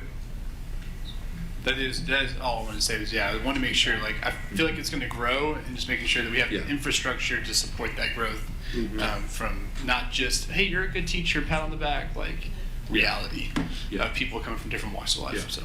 Before Frankie talks about this, because this is some awesome stuff, I just want to say, I think you guys were asking this question, but we weren't answering it exactly. Why is our retention rates going up? And it is 100%, I think, because of the sport. And I think something I bring maybe to the table that some of the other ones don't. I'm not a teacher, and it's terrifying for me to think about going in a classroom tomorrow and teaching. Right? It'd be terrifying for the kids. I would be wonderful, but it would be terrifying for me. And so these people, they have this passion to teach, but they've never been taught to be teachers. And so they come in, and without the support, it's terrifying, and they're like, this is not what I thought it was. But with that support that we've been providing, it really teaches them to be teachers. And so it's a really great, like my kids right now are a CTE program at Liberty Creek. All three of her, for HOSA, all three of her teachers are out of the industry, and they are amazing. And so they're learning so much. It's very impressive. Yeah, Amanda, and I'm teasing, you would be a fantastic teacher. I would. But I want to take a second to recognize, we've named them, but Emily Goddard was a fantastic teacher. She's done quite a few different jobs. She was the principal of our Middle College Tech, and now she's up here. She was a lead educator. She does. Melinda Norman was a rock star math and science teacher, and she was a great assistant principal at Station Camp High School. She came here as a high school coordinator. She was principal of R.T. Fisher. And what they bring is a depth of experience across grade bands, across departments, and not just knowledge, but if you talk to either one of them, they have a real passion for teaching, and they love to get involved in the work of helping our new teachers. You've heard Mariah's not here tonight. Mariah Torres is the same way with our CTE teachers. Like, absolutely, she was an elementary, middle, and high school teacher that's now moved into the role of helping with CTE teachers, and it's great when you see that quality of people working with the quality of candidates that we have. Sorry, Frankie. Give me time to think, though. You're good. So we currently have teaching as a profession in 4 of our high schools, and that's expanding. So right now they can take 4 dual enrollment classes. We're looking to expand those classes so that they only have 2 years of college to finish when they get out. They can work with us as teaching assistants during that time while they're finishing up their education program. Yeah, we'd like to create a program where kids can go from Sumner County schools in about 3 years, be back with us as teachers, and be teaching assistants while they're doing that. Part-time, and then we can teach them kind of what Dr. Alexander said this earlier, but it may get lost in all the other stuff. Is I hate to say this about higher ed, but we reteach people when they come to teach for us. Absolutely. We haven't. No teacher has done a 15-page lesson plan in the history of education, but they definitely haven't done one in the last 5 years. They're teaching them actual usable craft based on what we do in Sumner County, and if we can take that CTE program and roll it out to all of I would expect to see that at every high school next year. We can get that converted to where we can get a 3-year program where they can roll back in, and to your point, not have $100,000 in debt to get teaching. Yeah, I was going to add that they only have 2 years left. They can use their Tennessee Promise to finish out their education. Because I'm thinking too, there's so many assistant coaches. I know of 2 right now that are in their 20s who maybe didn't go to college, who love being around their students, who help coach at our high schools. And I'm like, this is I don't know. I wonder what the barrier is for why they couldn't do this. And so I'm hoping we can kind of establish that, because I think about all the aides in the classrooms and all these assistant coaches that want to get paid more. And yeah, the biggest barrier for us hiring job embedded used to be price of programming. We'd get somebody on the hook, they'd be ready to go, and then just like Scotty pointed out, well, you got to pay anywhere from $10,000 to $25,000 to do it, and they're like, no, I'm good. So we've addressed that, but now the biggest one I think Marla would agree is just having completed the undergrad. So, and there are some pathways that the state has for them to do that. We work with Austin Peay all the time. They have the quickest path to complete the undergrad. So that's the biggest one right now. And for us to offer that, to offer undergrad, it would be a big undertaking to offer the undergrad completion. But right now, there are viable programs to help us do that. Yeah, we've got one. Colleges are starting to adjust to the new market. So, for instance, MTSU has been reaching out. They did a program they're doing it for students of color, economically disadvantaged students, where they try to recruit them to MTSU out of Sumner County. We haven't, Ms. Brown, I've not committed us to anything. We're just talking. But basically, you would pay some last dollar scholarships up to about $4,000 or $5,000 a year, and then they would come back and teach that number of years in Sumner County. So you talk about a $16,000 to $20,000 investment to get somebody. They're focusing on math, science, SPED, hard to fill areas. it's worth us looking at as just one more tool. We could control the number of scholarships that we did that way. It's still, that's very, very, very, very early in the discussion, but I think you're starting to see more thoughts like that. But that would be a great program, like as Ms. Skinner mentioned, if they could get 5 or even 10 dual enrollment classes where they're rolling in with 15 to 30 hours, that would be a powerful program for us to work on. Yeah, and just one more time on the support. I gave you guys there's several binders around the circle here. That's what they get to go through their 5-day intensive. So that's the level of work that they're doing on a regular basis, and the support goes right with that. And I would say that I hope that our group feels more like a family than you're coming into a class or something like that. I hope it's a family feel, because that's where the support is directed. That's generally how I operate with everything. I want it to be one direction. Here we're all in this together, and we'll figure it out together. So I think that's what you see. That's where you see the retention piece. Yeah, and I think just to give one last shout out, we didn't recognize Marla Pike enough. Marla works in the HR department, and navigating teacher accreditation certification, the only bureaucracies that I've dealt with that are more frustrating is the Pentagon and the VA. Yeah. And she does a tremendous job. It only changes about 6 times a year. Mr. Lancaster? Oh, yeah. Does the state recognize the embedded years towards retirement or anything like that? Is that considered year 1 and year 2, or how does that work? No, if you're, They're fully licensed. Yeah. They're a fully licensed teacher. Okay. Yep.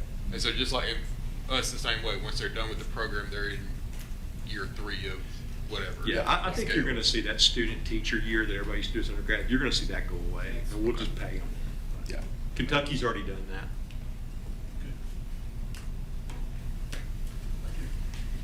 Just so I'm making sure I understand as I read through this. There's only certain areas to teach that require a post-secondary degree, correct? Some of them require a high school diploma. So our occupational licensure pieces are the ones that don't necessarily require a 4-year degree. Everything else would require a 4-year degree. Anything else? All right, thank you. If you're interested, there's also stuff online. Go look at it. Hit careers, go to Teach Sumner. You'll see all of it there. There we go.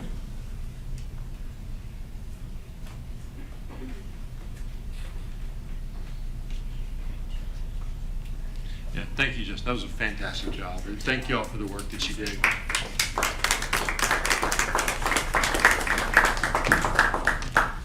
Next item on the agenda is the October athletic facility update. All right. I'm going to jump into the presentation just a second. I want to say, I've held on to a lot of things that I've wanted to say for a while, and I'm just going to say them tonight. It's connected to this project. I want to correct the record on a couple of things that have been said over the last few weeks, and I want to really dig into the athletic projects and kind of share with everybody where we are. Look, I attended my first high school athletic event when I was 3 days old. I was the little boy on the homecoming court the first year Beach High School was open. My grandparents, one graduated from the Ocana School, been a part of Gallatin, Hendersonville Beach, White House. I saved the wrestling team when I was teaching at White House Middle, White House High. I started the dance team at White House High School. Since 2018, I've had the privilege and the joy of being a part of Sumner County Schools countywide, not just in White House, and getting to travel the whole county and see the great things. Like, I don't think there are very many directors of instruction or directors of school that have been to as many events as I've been over the last 6 years. And I'm not saying that to brag. I'm saying that because I love schools. I grew up in a high school. I've lived most of my life in a high school, and I've had the privilege to expand that. There's nothing better that I enjoy more than to walking into an elementary school now. And, the 4th graders at Danny Berry the other day all put their hand up against mine, because evidently I'm a little larger than 4th graders. I do that out of love and because I love this job. And I was looking, after some of the comments and everything tonight, I was looking at board policy, specifically, let's see, the ones about director of schools. And if you look at that, what it talks about is that some of my duties,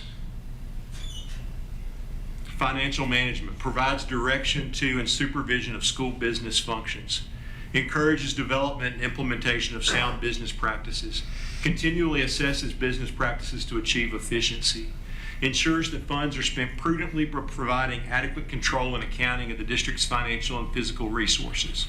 If you read through that in 5.802, you'll see I was hired on April 4th, 2023 by 7-4 vote to be your director of schools. And I told you then that the one thing that differentiated me from what I thought every other candidate is that you would never have a director that would love the kids and staff and people of Sumner County more than me. And from the day that I took over in July 1, I've worked as hard as I can to unite the county and to pull people together across the board. I think, I never anticipated 47 days into being director of schools that the Beach High School visitor stands would collapse. I thank God every day that no one was in those bleachers. I can remember about 5:30 in the morning, Mr. Powell texted me with a picture, and I thought he was playing a joke. I didn't know how to process it. I remember an hour later standing out there with Coach Utley, Coach Crabtree, Andy Brown, and Mr. Powell, looking at it, saying, what in the world are we going to do? And beginning that, we began what I would argue is the most inclusive and thorough planning process in the history of Sumner County schools. If you go back, I love all the directors of schools that have been here before, but if you talk to any of them, very, very rarely did they include parents and community or anybody in a decision about how they built or designed a school or an athletic. We didn't even do athletic facilities. I can remember in 1980, Beach High School played at Hendersonville High School for 2 years. We did a fundraiser with the Oak Ridge boys to build the first bleachers. My dad put the first block down on that stadium. We dug a trench from the football field at Beach High School all the way down to behind Worsham's store and put a pump in the creek and pumped water up, because that's the only way you got water to irrigate the football field. I've laid blocks in most of the school buildings. I grew up at Hendersonville when I could, from 3 days old on, been a part of all that. And I would encourage people to be really careful when you criticize the men and women who have poured their blood, sweat, and tears and heart and souls into building the facilities that we have, because for decades, none of that was done except by the people in the community. Hendersonville High School has Gallatin High School, White House High School, Beach High School, Westmoreland High School, Portland High School. The communities poured their heart and souls into building those facilities. Station Camp and Liberty Creek are the only two high schools that had anything done for them. When we looked at what happened last year with the collapse, we said, we want everybody to have the same facility quality that Liberty Creek has. We're not going to go backwards and build 1970s and 80s facilities because that's what everybody has. We've raised the bar with Liberty Creek, and now we're going to raise everybody else up to that standard.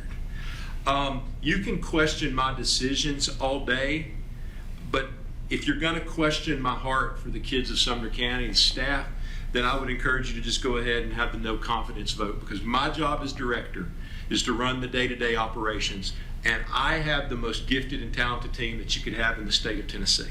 You've gotten to meet a few of them, and over the next couple of months you'll get to meet the rest. You've heard Ms. Skinner. She's a nationally recognized literacy scholar. She knows how to lead instruction, and she's doing a tremendous job. Ms. Dam, I'm going to get a little teary-eyed on this one. I'm not even going to say how many years she's been leading, because one, I don't know, and two, it's been a long time. But three, I have seen so many times her pour hundreds and hundreds of hours into kids that were afterthoughts for everybody else to make sure that they got every drop of education and inclusion that they could get. She does it every day. You heard Ms. Brown last week. The heart that she has, not just for the physical safety, but the emotional safety. Ms. Brown, we'll be on a run of Browns here. Ms. Brown, there's not a better CFO in the state of Tennessee. Very rarely do you see a CFO that's not only a brilliant accountant, not only has every accreditation to do what we do here in Sumner County, but will also jump in whether we're building a virtual school during COVID or whether we're trying to build a Teach Sumner program. She's not limited by the fact that she's an accountant and a CPA. She's not limited by anything that she puts her heart and mind to. Mr. Johnson, you know, I don't even begin to know how to describe the job that he does. He's the glue that holds us together. And he keeps everybody calm, probably most notably me. He's been texting me this whole meeting. Yeah. But he connects our principals, our teachers, our staff. He's the glue that holds us together. He's really more chief of staff than anything else. You know, Mr. Ott brings decades of experience to HR. He put together, we hadn't done a compensation study in 30 years. We made a historic $29 million investment in compensation. If you want to know, the number of job openings are significantly lower, and we are getting the best people again because we are paying closer to a living wage. We've still got a ways to go. Mr. Ott's working on compensation 2.0, but he also brings full throttle expertise on HR to what we do. You saw Dr. Alexander tonight. He's worked in the instruction department, the HR department, the finance department. Renee Spindler, God knows, I was meeting with the athletic trainers this morning, and one of them looked at me and he said, "Who deals with all the parent phone calls at the central office? Because they deserve more money." And she does, because Renee not only leads us, but she keeps everybody on track and keeps everything organized. I could go through, you've met Andy Brown and you've met Chris Brown, exceptional at what they do. They take care of problems before I even know about them. And I have the utmost confidence in them. And they come to work every day to take care of our kids. I would say the same thing about our principals and teachers. Mr. Powell called me that morning, and it would have been really easy. Let's be honest. We know what the political climate was like in Sumner County last year. Mr. Powell, if he had any political inclinations at all, could have taken advantage to bury me at that moment, because that was bad. There was nothing good about the collapse of the beach visitor bleachers. We should have never reached that point as a county. We've talked about that a lot over the last year. But we can't do anything except move forward and fix it. But Mr. Powell, from that moment, has supported everything that we've done to get these projects off the ground. Whether that was coming to speak to the commission, whether that was naming the people that came to help us plan these stadiums. He's been there every step of the way. Coach Utley and Coach Crabtree. Coach Crabtree's won 2 state championships, right? If there's a coach in Sumner County that should be able to come in and say, "Director of Schools, I want you to do this," it's Coach Crabtree.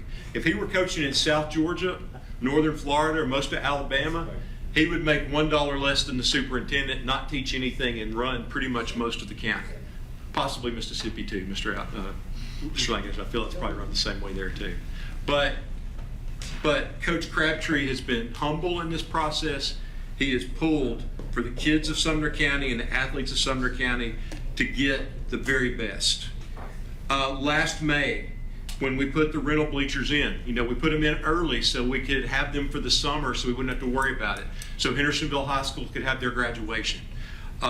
Mr. Powell called first thing and said, "Hey, is there any chance we can get an additional section of rental bleachers, because we're not going to be able to have the cheerleaders cheer in front of the students again." I had to tell him I'm all for it, and we will try. We'll recommend it to the board, but we won't be able to do that until we get the budget passed. The budget drug out until August. Ms. Brown, Mr. Harrison, their team got that turned around. We missed 1 beach home game, and we got those rental bleachers in fast. That was because Mr. Powell and his team advocated for it. In August, when we found out that cheer and dance parents were requesting additional space, Mr. Powell was the first person to call me and say, "Can we get more space for cheer and dance?" I tried, some comments were made about me not meeting conveniently with the cheer and dance coach until yesterday. I tried last week, right? They have busy lives. They had a dance competition in Knoxville that they came in second in the state. I tried to meet with them last week, but I also have 30,300 students, 6,000 employees, and 53 schools. The stadium projects are important, but they're not the only thing that we do in Sumner County Schools. We have a lot of really other important things going on too. And I give as much attention, and my team gives as much attention to this as they can. Mr. Powell has given cheer and dance the locker room in the new stadium with the kitchenette. It's going to be really nice. It's going to be a great space for them.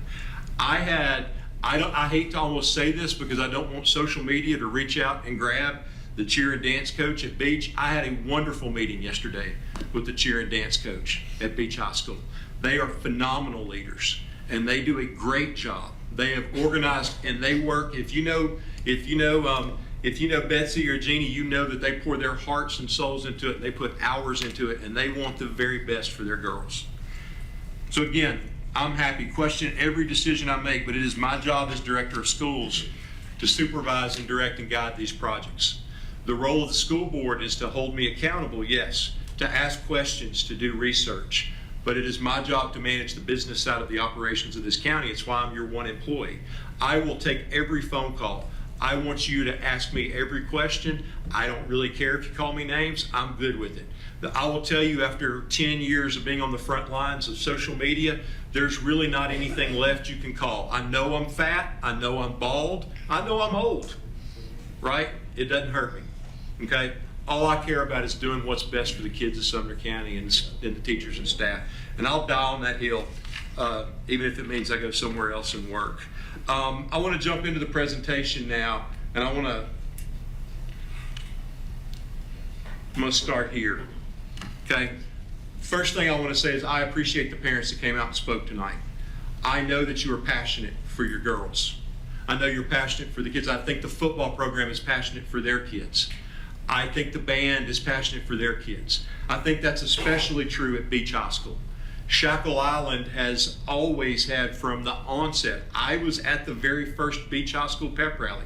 They brought Beach Elementary, T.W. Hunter, and Beach High School together.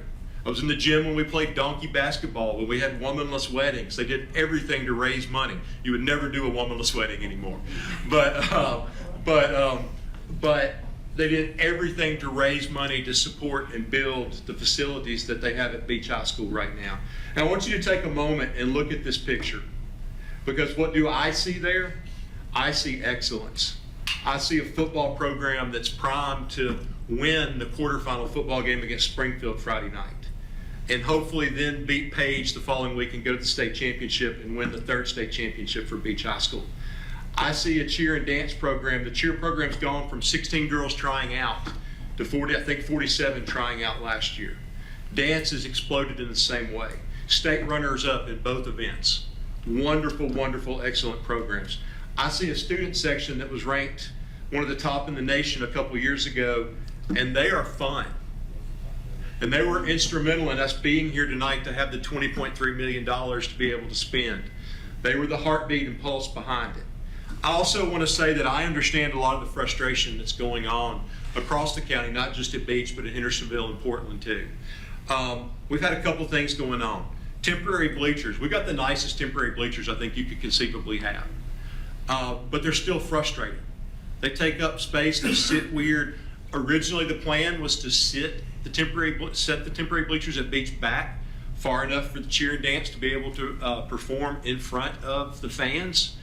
But after we demoed the old bleachers, it was going to require an extensive amount of dirt work to be able to hold up the rental bleachers. So we had to move them up right against the fence, which repeated the same problem we had last year. And I feel bad for the juniors and seniors, right? They've lost time having a normal high school experience coming off of the years of COVID. That's one of the things that I want us to do.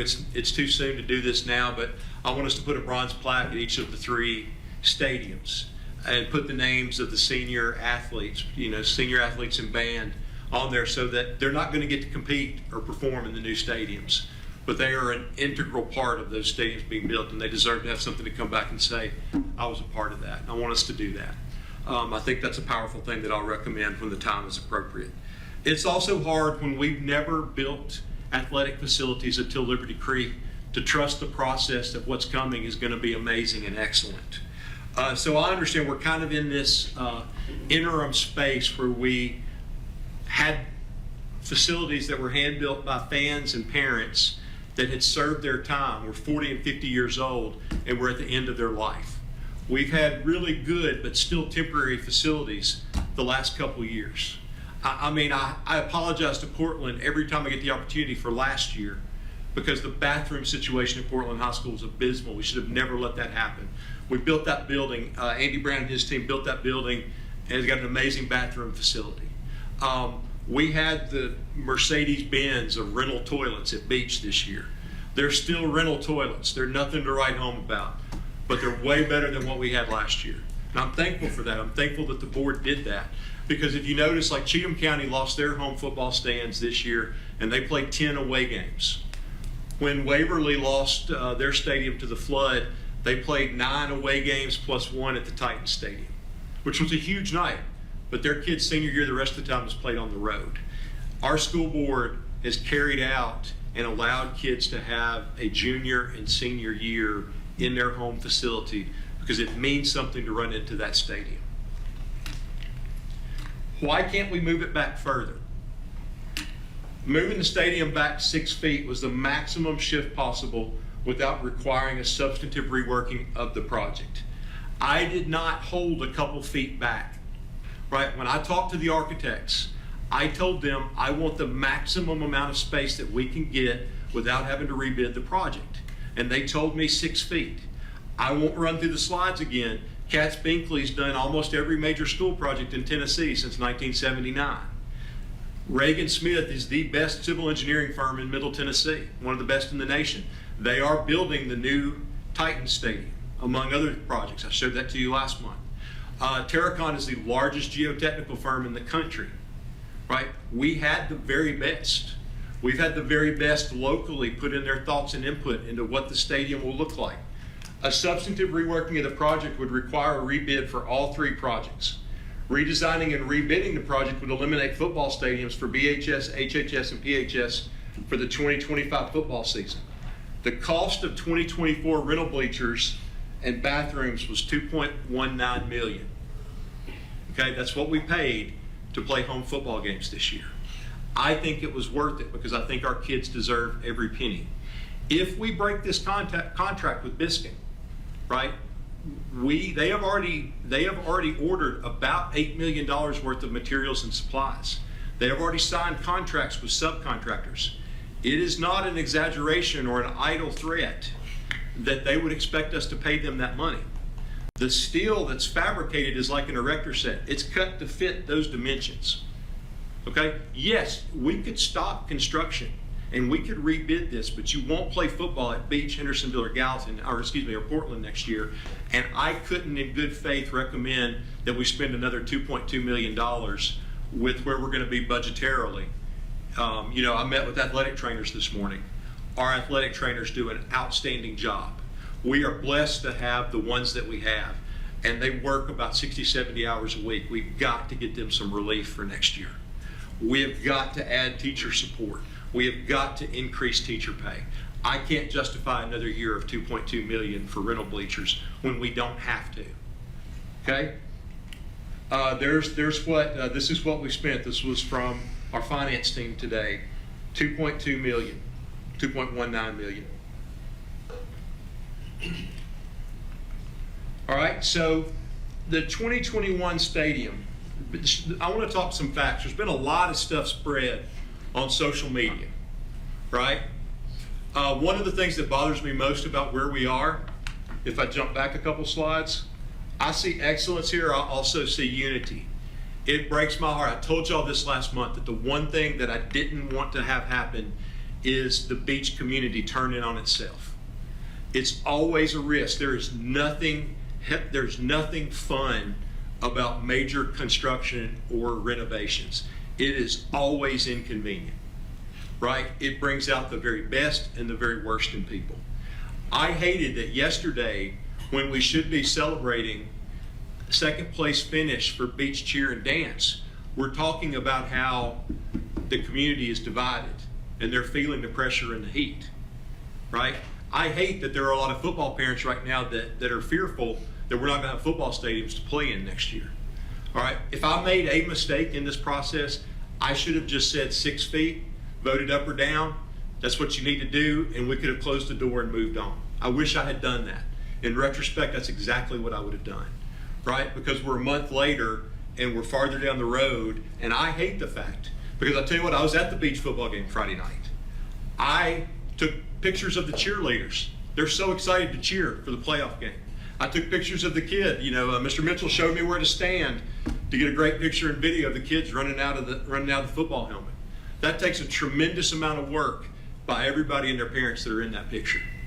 I don't want that discord to spread. And I certainly don't want it to spread because I think still about 95% of this is stirred for less than pure motives.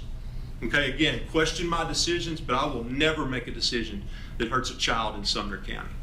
Right? I will pour my heart and soul and blood out to protect and take care of our kids and staff. Okay, so I was looking at a couple different pictures from old Beach games, along with on Google Earth, old satellite views of the stadium. So in 2021, from the edge of the football, or excuse me, from the little fence at the end of at the edge of the playing surface to where the temporary fence was, there was 15 feet for cheer and dance. You can see up here at the top, it's not going to show up on there. If you look at the top picture, you can see, I can't really zoom in, but you can see a lot of fans, right? Like if you look at the bottom down here, you can see the temporary fence at the top, or excuse me, about midway on the screen. You can see where there's 15 feet. I measured that off Google Earth. That's a satellite image from October 17th, 2021. All right, so if you're looking at the picture above, that was one of the best high school football games I've ever been to. We had the FCA meeting that night, and everybody ran out of FCA as fast as they could to get to Beach Gallatin, and it was a war, 2 undefeated teams, heck of a football game. And if you look up close at that stadium or that picture, you'll be able to barely see the cheerleaders, but there are also a whole lot of fans up against that temporary fence. Okay, I want you to keep that in mind, because in the old stadium, all traffic had to run right there in front of that temporary fence. You could go behind, but most people went right there in the front. It was always jam-packed. There were always, from the time as far back as I can remember, people standing on that fence. The bleachers set back 32 feet. 32 feet. All right. We're about 50 feet off the field. How high is the wall there? All right. I'm sorry. Okay. So there's 15 feet there. That's 15 feet from there. We'll talk about the other stuff in a minute. All right? The new stadium that we are proposing, 21 feet solely designated for cheer and dance. That's a 40% increase in space. But it's so much closer. Just not factual. It's just not factual. All right. The new Shaka Stadium, 21 feet designated space for cheer and dance. 50 yards wide in front of parents and fans. 3,150 square feet of space. There's a rubberized surface for cheer. We're going to put a rubberized surface for cheer and dance area. I do not, last time when we talked, when you voted in your motion, one of the things you talked about was a report for me and an update on the surface. When I met with cheer and dance yesterday, one of the things that we talked about was not having asphalt because it's hard on athletes as they tumble or run or anything. In addition to cheer and dance, this will give us space. You could do short sprinting, different things like that. PE can use it, different things like that, primarily for cheer and dance during games. So that space is going to be designated in the front for cheer and dance. If you look, because by blocking that space in the front, you're going to have to direct all the traffic out the two sides and in the middle to get to the bathrooms and concession stand or go the rest of the way around the stadium. All right? So that's the reason why you need all that space in the back. All right? There will be a cheer and dance locker room in the new stadium, sound system upgrade, and then cooperative game day planning. I was down at the University of Alabama a couple weeks ago to visit my daughter on homecoming. Right? Like what I was amazed is where I think Beach is ahead of the game. They're developing a college game day experience in high school. They already have it with tailgating. They already have it with a lot of the other things that they do. They're now going to have it, you're going to see cheer and dance and band and everybody else featured at different times. And they're going to direct it. Alabama, they said, look in the north and south end zones. They led cheers, they danced. The cheerleaders there are in between the 5 and the 15-yard line, nowhere near the student sections, right? That's college. That's not an apples to apples comparison. Right? We are talking about the superintendent, the director of school's job is not to tell Beach High School where the band is, where the cheerleaders are, where dance is, where the football team standing is directed by the TSSAA. Everything else is a school level decision. I've already talked to Mr. Powell. They're going to sit down. You're not going to talk to a football coach during the third round of the playoffs, right? When football season is over, they're going to all sit down and they're going to plan this out. And I think if you've ever been to a Station or Shackle Island game, it's a full experience and it'll be great. And if there are problems with visibility and things like that, we will figure out something. I don't want to jump to staging or something like that, but if it's impossible to see cheering, I think when you get in the space, there's going to be a lot more visibility than people think. Now, you're never going to change the fact that at a high school football game, college football game, pro football game, people are going to stand up. That's part of being at a game. All right, so the new stadium, you'll see there's 21 feet from the edge where it's 15 feet before, it'll be 21 feet distance. Okay? So there will be, you can see in that area, there's 50 yards with the new bleachers and 21 feet space from the edge of where the field turf starts. There's a fence in there. You can see it right there. Okay? And again, there won't be any foot traffic in the front other than cheer and dance. So 21 feet designated space for cheer and dance, 50 yards in front of parents and fans, rubberized surface for cheer and dance area, sound system upgrade, cheer and dance locker room in the new stadium, and cooperative game day planning. That's the best use of the space. And I think it represents, as I've stated before, I think it represents a lot of work by a lot of people to get the very best product for our schools. Looks totally different than Hendersonville's, right? Hendersonville had a track. Hendersonville's moving all football operations under their bleachers. Portland is a stopgap while we eventually work to plan to build an on-campus stadium where we're going to preserve a historic football stadium that's important to the city of Portland. So each design is a little different. Probably, Mr. Fernandez, if anybody has any questions, I'll be happy to answer those before we go on to the next section.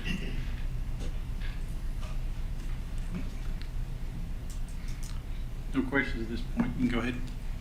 I'm sorry, Mr. King. Yeah, I mean, I'll come back to some other questions, but I think one of the things we're overlooking here is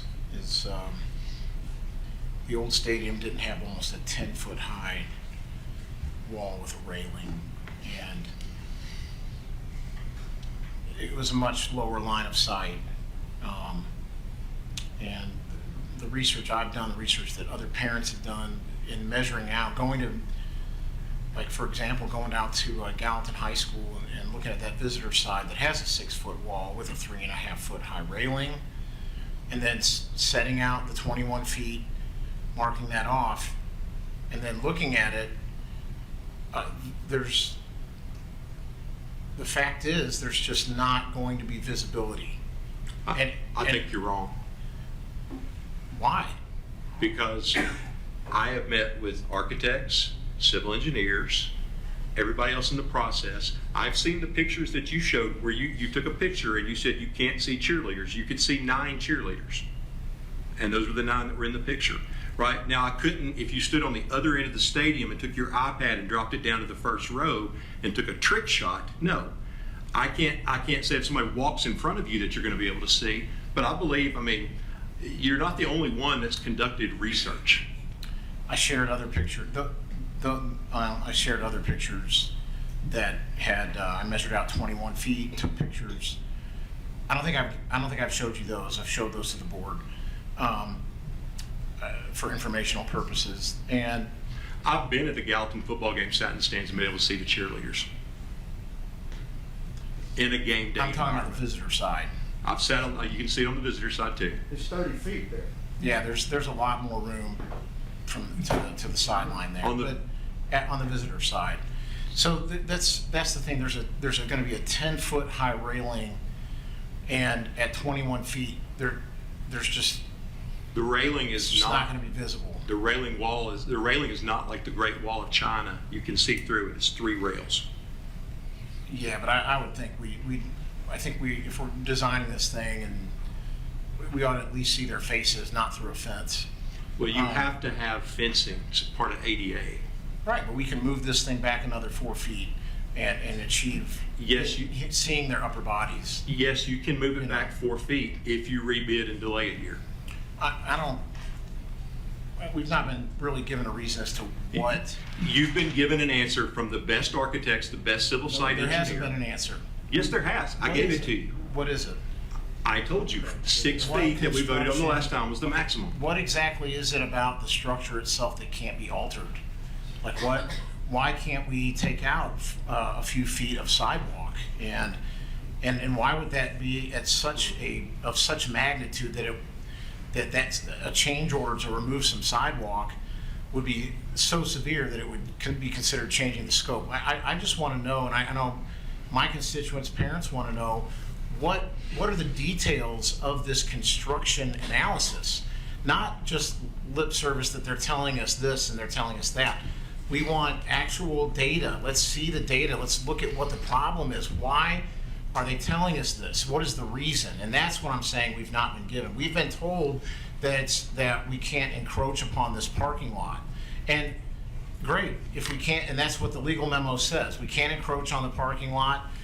But I think I think there's room to find 4 feet there without doing that. Right. Even if we I had understand that you think that, but you are not an architect or an engineer. And neither are you. Right, but You have not I given represent us- the board. But we need to see the details. Right, and if you'll let me talk, I'll explain a little bit of it. Okay. All right, so there will be about 2,900 fans on the home side of these bleachers. There's 28 rows, seat about 106 people per row, about 18 inches per seat. Okay? Probably more in the student section because they stand up and they crowd in. All right, so I've heard some of your proposals that you shared, Mr. King, were to take off, I think it was you, I don't know, to take off the first 3 rows. Okay, that's 318 seats. But you can't do that because this is engineered, right? Already ordered and paid for with the steel designed, with footings and everything underneath it, right? Like to fit there with the bracings right there. I am telling you, right? As I've stated a number of times now, my job is to tell the experts what I've been directed through our conversations together and your vote. I asked them after I met with the beach parents earlier, I told them I wanted the maximum amount of space that we could move it back, right? If it had been 10 feet, we'd be talking about 10 feet. I wish we had 20 feet, right? Like, I want the maximum for everybody. I asked them to give us the maximum amount of space. One board member asked me last time, can you get 2 more feet? And I told them, if we could get 2 more feet, you would have it tonight, right? I want it to move fast. The plans that I shared with you this afternoon that you requested yesterday on the revised beach drawings that came in yesterday, those drawings, just the change to go 6 feet reflected 22 drawings. Right? Like, this is not just picking up a stadium and moving it back 4 feet. It's significantly altering not just the geotech, which I would add is more than drilling holes, right? Like, we don't want a stadium collapse again. It involves civil engineering, it involves architects, it involves working with the contractor, right? I have an email today from Mr. Cromer, our architect, that said, if we approve any more significant changes, right, like, the project won't get done. They won't have time to get the drawings done. They won't have time to get it to Biskin. They won't have time to get the changes down the line. Well, to that, I think that,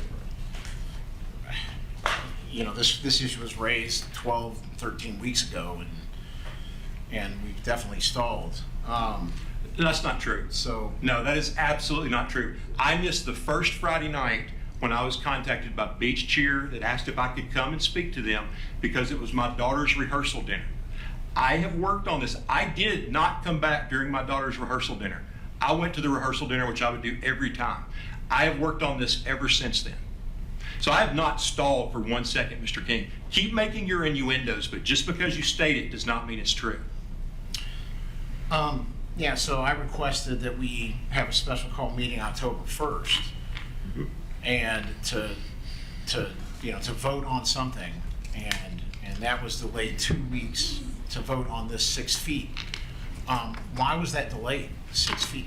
Why was that delayed 2 weeks? Because, I don't see how that was 7 weeks in, and I just don't understand why we could have been 2 weeks earlier with this, with dealing with this. Because it still wouldn't change the fact that we would still be looking at a significant rework right? Like, I told them to give us the maximum amount of space we could without having to rebid.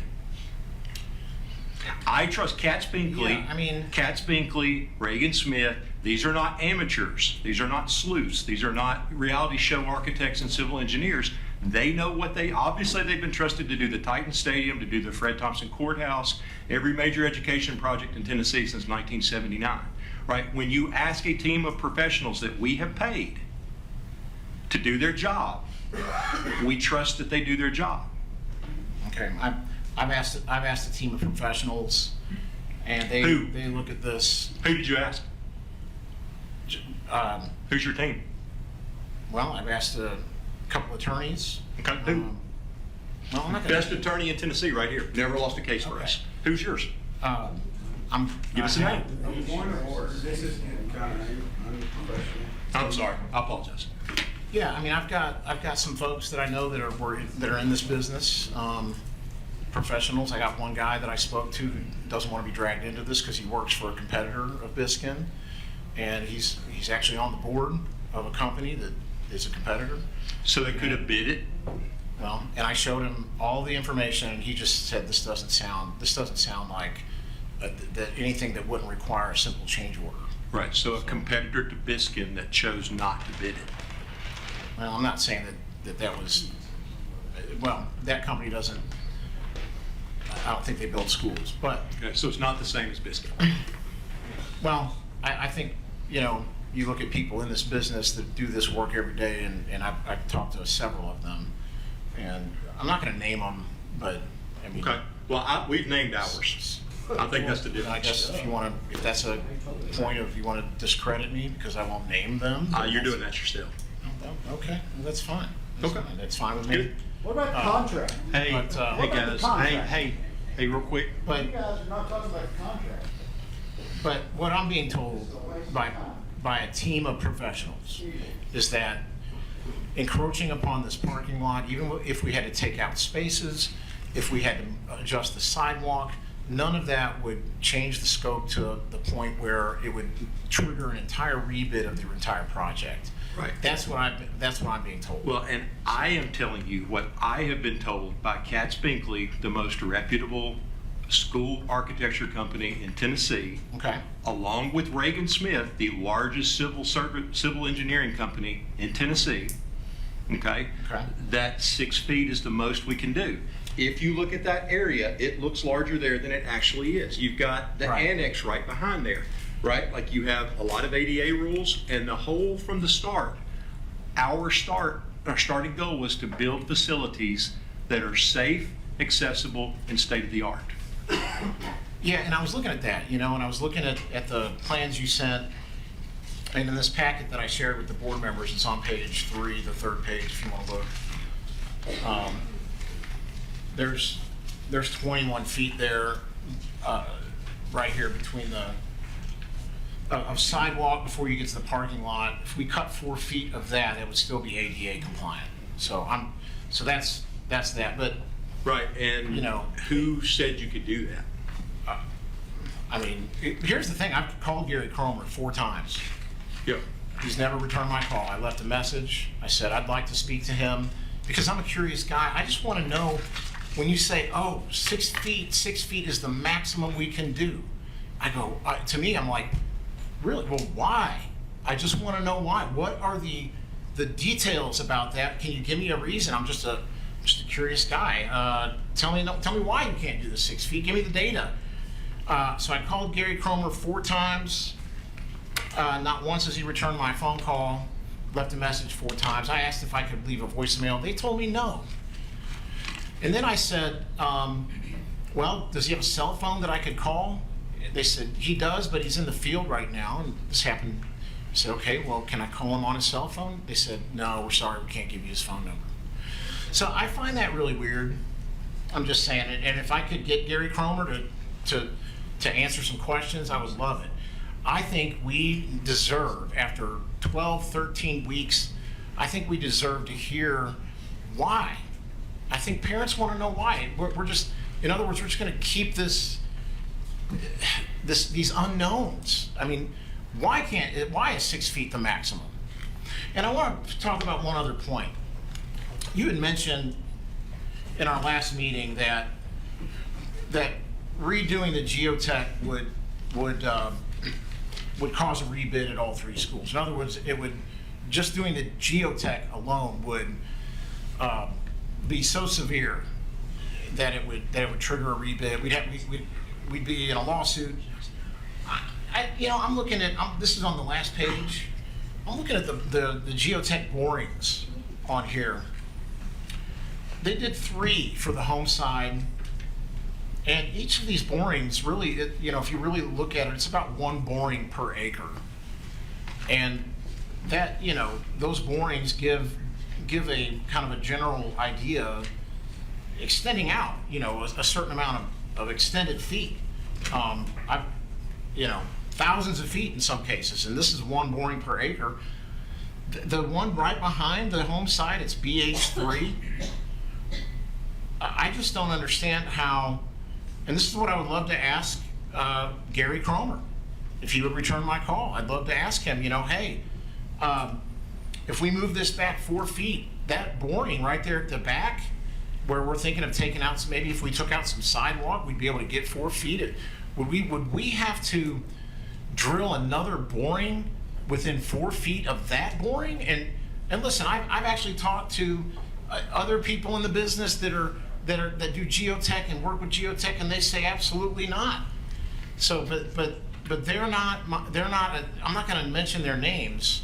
Right. In a public meeting. So you can not believe me and choose to call me a liar all you want, and that's fine. You can discredit me for saying I've talked to people, but I believe it's my job for my constituents. This is $9 million of taxpayer money, and it is my I'm only doing my due diligence by researching and finding this out. And I'm telling you, that geotech, what you said about that was not true. That is misinformation. And the other thing is, in that legal memo, it said the same thing, that we would have to redo the geotech. That makes me question that whole legal memo, because it does not have to be redone. And I've asked multiple people, they say that is the most outlandish claim of this whole thing, is that geotech would have to be redone.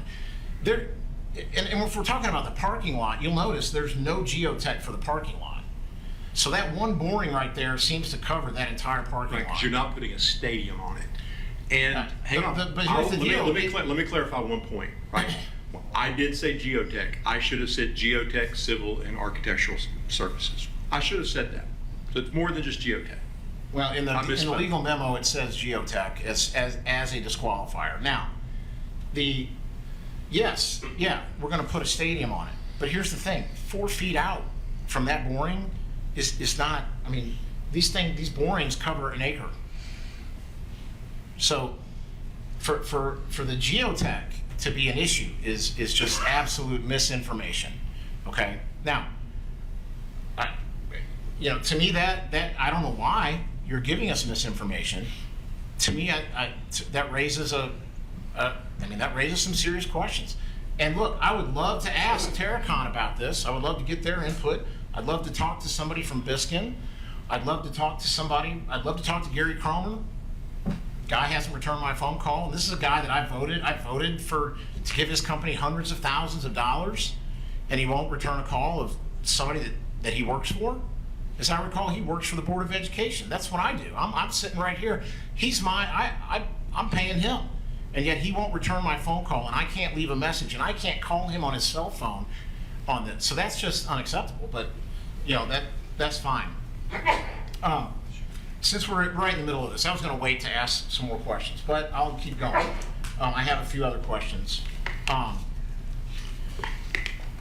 spoke to Jeff Bailey today. He's the Mid-State Audit Manager for the Comptroller. And I had a conversation with him. I shared that conversation with the school board members for information purposes. To clarify, did the Comptroller know that you were recording? In Tennessee, it is lawful to record. I understand. I'm just asking if he was aware. He did not know, but it's perfectly within my right. And I'm not saying it's not. I'm just asking if he was aware. Right. But my thought on that is, here we are at the 11th hour.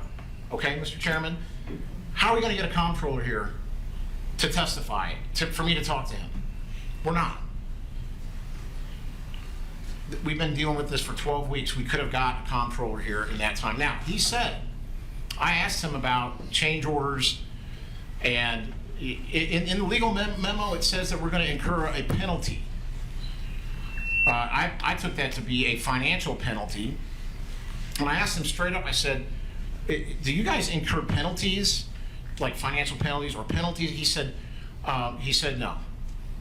All it would do was that it would trigger an audit finding. He said that these types of cases are considered one-time findings.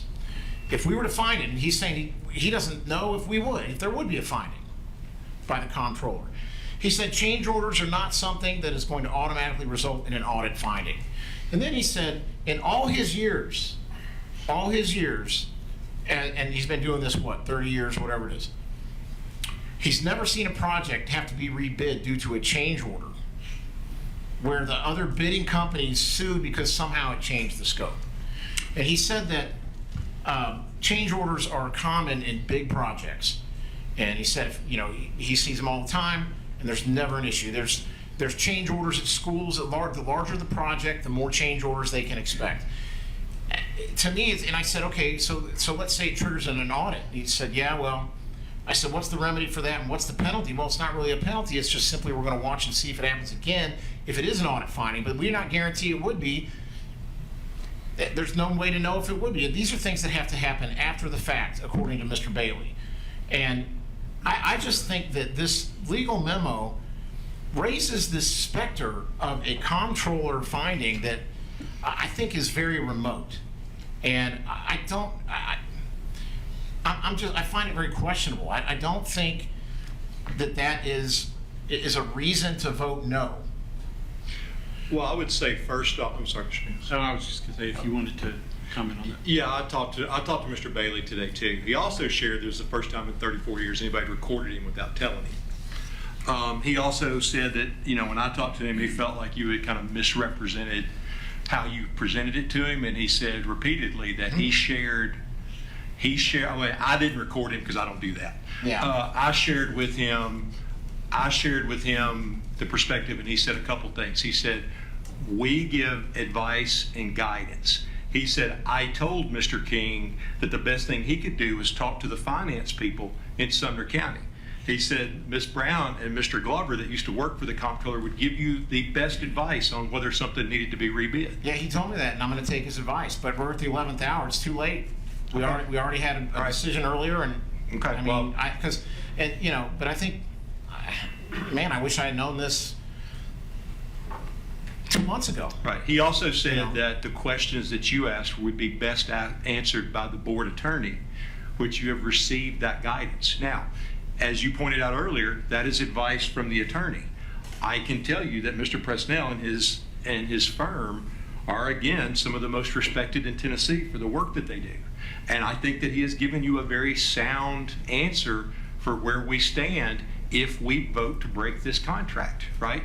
Because what you did not present in the tape, in the recording that you shared with us, what you did not share is that you told him it was a change, like we're kind of in this place where we didn't get the cheerleaders, their space, and we just need about 4 feet, and that's just a change order. That's the way that you presented it to him. Yes, a change order would be something that we could do. We're talking about a significant reworking of the site plan that would require rebuilding or rebidding. And that is the advice given by Katz Binkley, Reagan Smith, and our board attorney, and our finance people, Ms. Brown, Mr. Glover, everybody that I have talked to, right, that I have named. The difference between us, Mr. King, is I have put our cards on the table. I don't have a group of magic people behind me that say what I want to say. And I would add this, that, if we go to the beginning of this process, I have pushed as hard as I can to get stadiums built. This board has pushed hard. There's been one person that's apologized to the county commission twice for asking money and has thrown sand in the machine at every turn. I'm not discrediting you. I am highlighting the things and actions that you have taken, right? I think it's beneath board to record someone without telling them. I am thankful that I had the opportunity. I am thankful that you shared it, because I'm glad that I got to talk to Mr. Bailey and to be able to share with the board what he said, which is that the comptroller has to look, they would come in and look at everything. Yes, an audit finding would be the biggest thing that would probably come out of it, but the legal question, which I can't answer, Mr. Presnell would need to answer that. The legal question is we would open ourselves up to lawsuits, because companies would say, I would have bid that project had I known. You yourself said earlier that your unnamed friend that works for a rival to Biskin said that doesn't sound right, right? Like, if there's enough of those things, they could say, well, gosh, I would have bid that if I had known that. If I had known they were building a 6,000 square foot house instead of the 3,000 that they bid, I would have bid on that. That would have been worth my while, right? We opened the board up for legal action, and that is part of the penalty. So are you accusing me of throwing sand in the process, in this? 100%. Wow, okay. 100%. Wow.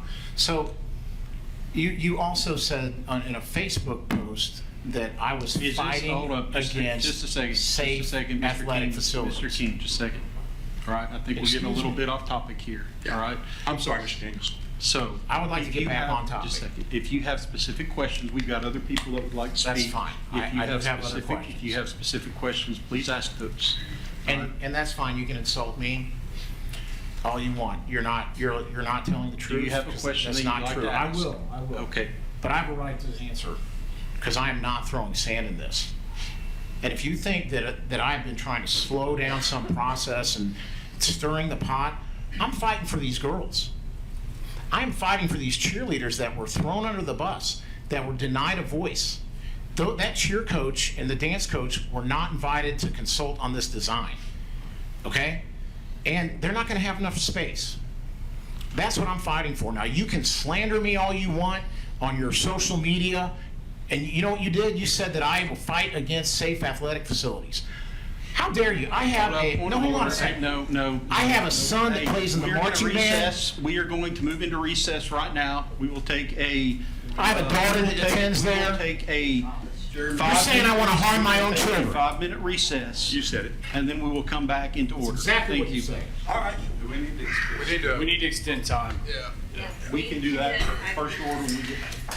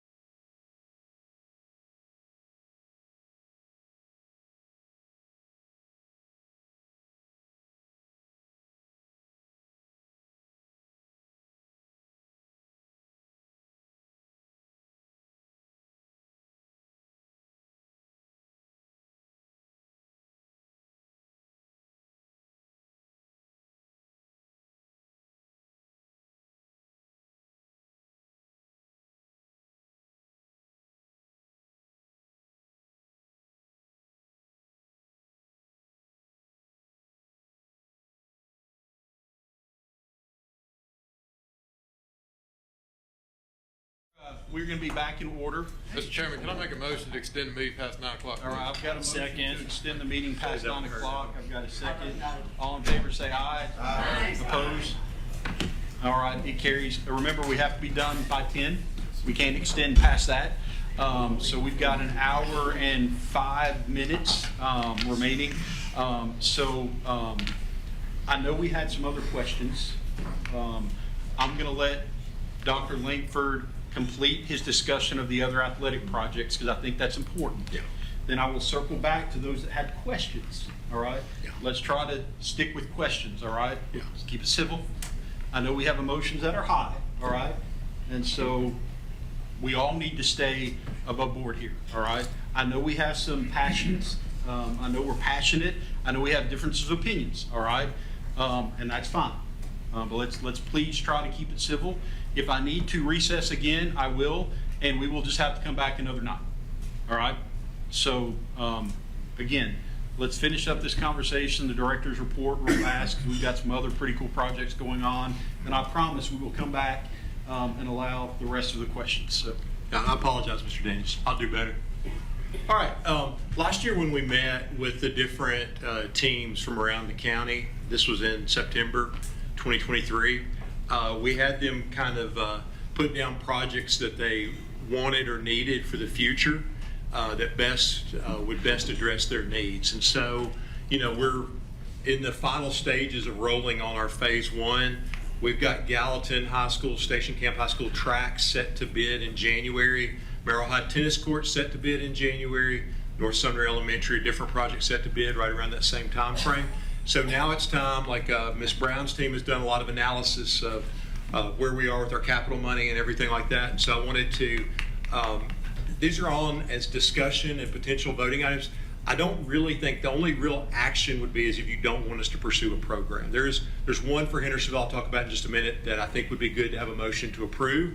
But I just want to run through these in terms of the report, and then when we get to the motion, you're going to come back and ask any questions. We may even be able to do that then, Mr. Daniels. So Gallatin, as I just stated, we're going to bid the new track stadium lighting in January for the board to vote on in February.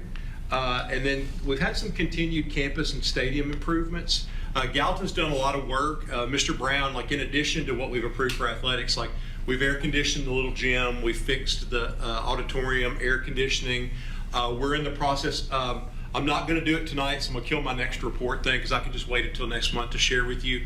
We've begun to put together, we finished all of our strategic planning meetings with principals, and we put together a list of all their capital requests along with Mr. Brown's big needs, right? Because sometimes Mr. Brown's needs are not anything anybody's going to notice, but roofs and HVACs and elevators and all those kind of things are expensive, but also necessary. And we are still playing kind of catch up on some of those projects. So I'll share those next time. I will say that we have approved, or it'll come to the board in future months, $270,000 for roofing at Gallatin and Gallatin High School, a number of other projects. So we are doing, Gallatin's it's our oldest high school, one of our older buildings, and we're trying to get caught up. It has a lot of needs, and we're trying to, especially in the older part of the building, and we're trying to address that.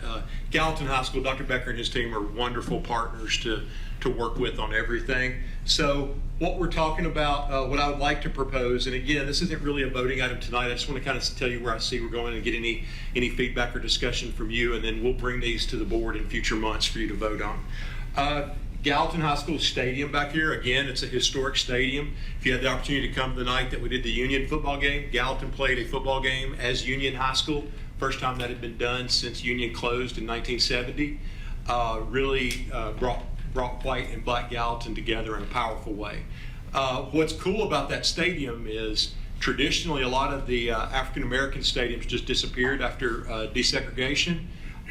This stadium, it's a bad part of our history, but Gallatin High School played on Friday night and Union played on Saturday afternoon. So it's still the same stadium. That's a very historic stadium. We're always going to use that, right? Like we're going to have sports take off, girls flag football, middle school, everything else. The least amount of field space we'll ever need is right now.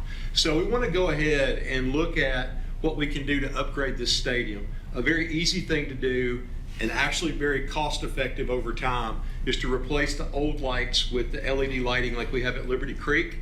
and it comes with the performance package. So coaches like it because you can turn the lights on and off with an app instead of a series of panels and switches. You don't burn money when you turn it on like you do when you turn those old ones on. The lights last a lot longer, but it also allows them to have different colors, to turn the lights on and off, to sync it to music. It's a pretty cool experience, and if you've been to a Gallatin football game, it's pretty special. And then new ornamental fencing at the football stadium, like what we see at Beach in Hendersonville. It'll upgrade Gallatin Stadium to look a lot more like the other stadiums in the county. They also had, last year we gave Dr. Becker around $271,000 in additional capital to spend on projects. They were looking at upgrading the upstairs of their football building to be able to use for different sports. That turned into, it's really hard to get commercial contractors to do projects that are small, like $250,000, $300,000. So the project that they found cost a whole lot more. So they're looking at some other ways to use that money. I haven't had a chance to meet with Dr. Becker to get a feel for how he wants to use that, but so we're just rolling that money over to them.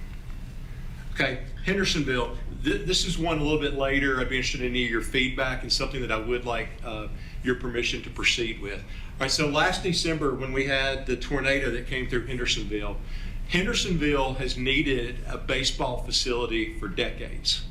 All right. Part of the big problem was the trees that were on the creek bank at Drake's Creek are protected by the Corps of Engineers. And it's almost impossible, you know, like who was the country music star that just asked them how much they were going to charge, and they said $6,000 a tree, and he bulldozed them all down and paid the fine. Said he misunderstood. Alan Jackson was like, we can't do that. They would come take me to jail. Anyway, the tornado knocked all those trees down. So while those are down, until saplings grow, we have the opportunity to do this. I wanted to highlight, because this is really a cool thing that nobody knows about. Sumner County Schools, Mr. Hyde signed an agreement with the city of Hendersonville in 1989 to create a partnership between Sumner County Schools and the city of Hendersonville because Hendersonville High School is pretty much landlocked. There's not a lot of places to build fields or anything like that. So baseball, softball, and soccer all play in Hendersonville Parks, and they provide the care and everything else. We're very appreciative of that. It's a great partnership. We allow them to use the gyms in our Hendersonville schools. So it's a little bit of a trade-off, but the city of Hendersonville reached out to see if this would be something that we could provide the capital for. I budgeted preliminarily about $400,000 to build the shell of the building. The plans look like this. It'll be a nice little building over there for hitting facility and everything. What that's going to do, just so you know, when football moves underneath the new stadium, it's going to open up that iron bunker and we'll be able to do some renovations and work, and that's going to primarily become a place for all the women's sports at Hendersonville High School. So part of this process with Hendersonville is it's like playing that game where you have to move cars to get out of the garage. Sometimes you got to move one piece to be able to move 2 or 3 other pieces, and this is part of that process. I think this is a great project for us to look at and do. Westmoreland, had the opportunity to be up at Westmoreland 2 weeks ago for a Friday night football game. Yeah, I mean, if you haven't been to a Westmoreland football game, you should go. Unfortunately, you have to go to Marion County this Friday night, so it'd be quite the same experience.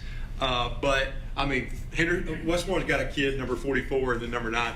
They look like they were drawn in like a 1970s football guy. Like, I mean, they play exactly like old school football. It's fun to watch them play, and it's a great experience with the fans and everything. One of the things I did notice, though, is they also have the old lights. And so I think, you know, Westmoreland actually probably has some of the best facilities in Sumner County, if you haven't been up there. So they have some longer term needs. It's going to be a little bit larger in terms of dollars what we can do. So we wanted to, you know, as we started this process last year, one of the things we wanted to do is, you know, rising tide lifts all ships, and Westmoreland's been one. We gave them some capital last year to do some projects on campus, and they've done that.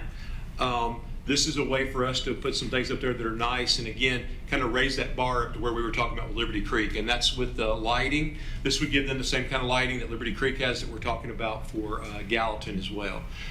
It's going to make a really cool game experience for the kids in Westmoreland, and then the ornamental fencing. It'll look really good. And I would encourage you to get an opportunity to go to a Westmoreland game. It's worth it.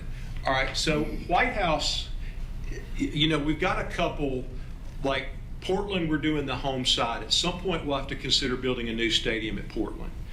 right? But we've got some time now because we're repairing the home side. Okay, White House's stadium, we lost one section of the bleachers last year. Andy's team was able to replace that, but we've got a big problem because if you didn't know it, we own property in Robertson County where White House High School plays their games. And it used to be this beautiful little stadium in the middle of a park. And, they came in about a year and a half ago and bulldozed down all the trees behind it and put apartment complexes and everything.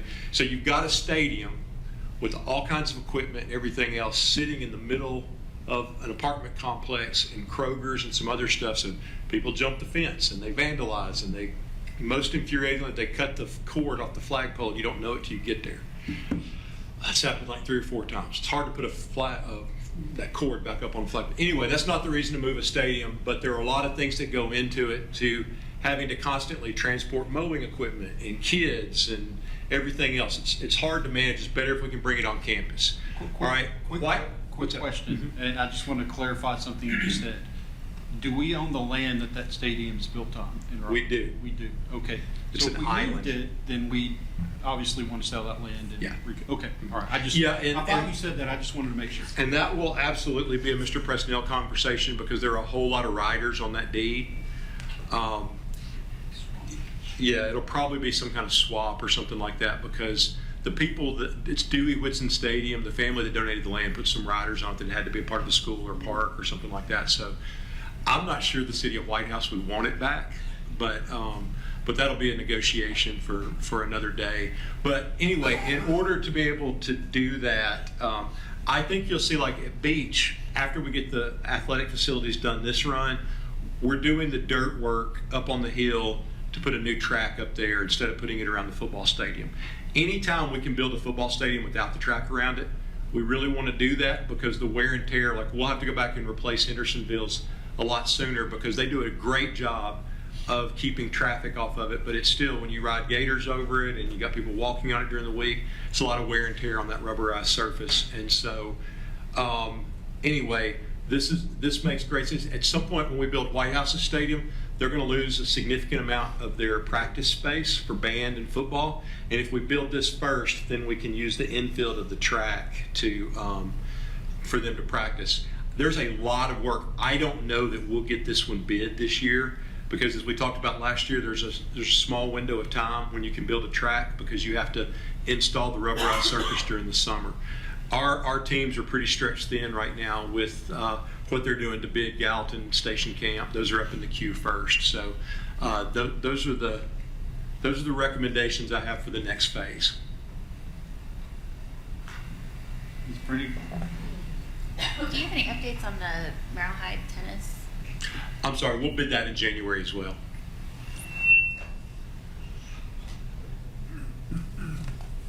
So are these all next fiscal year budget items?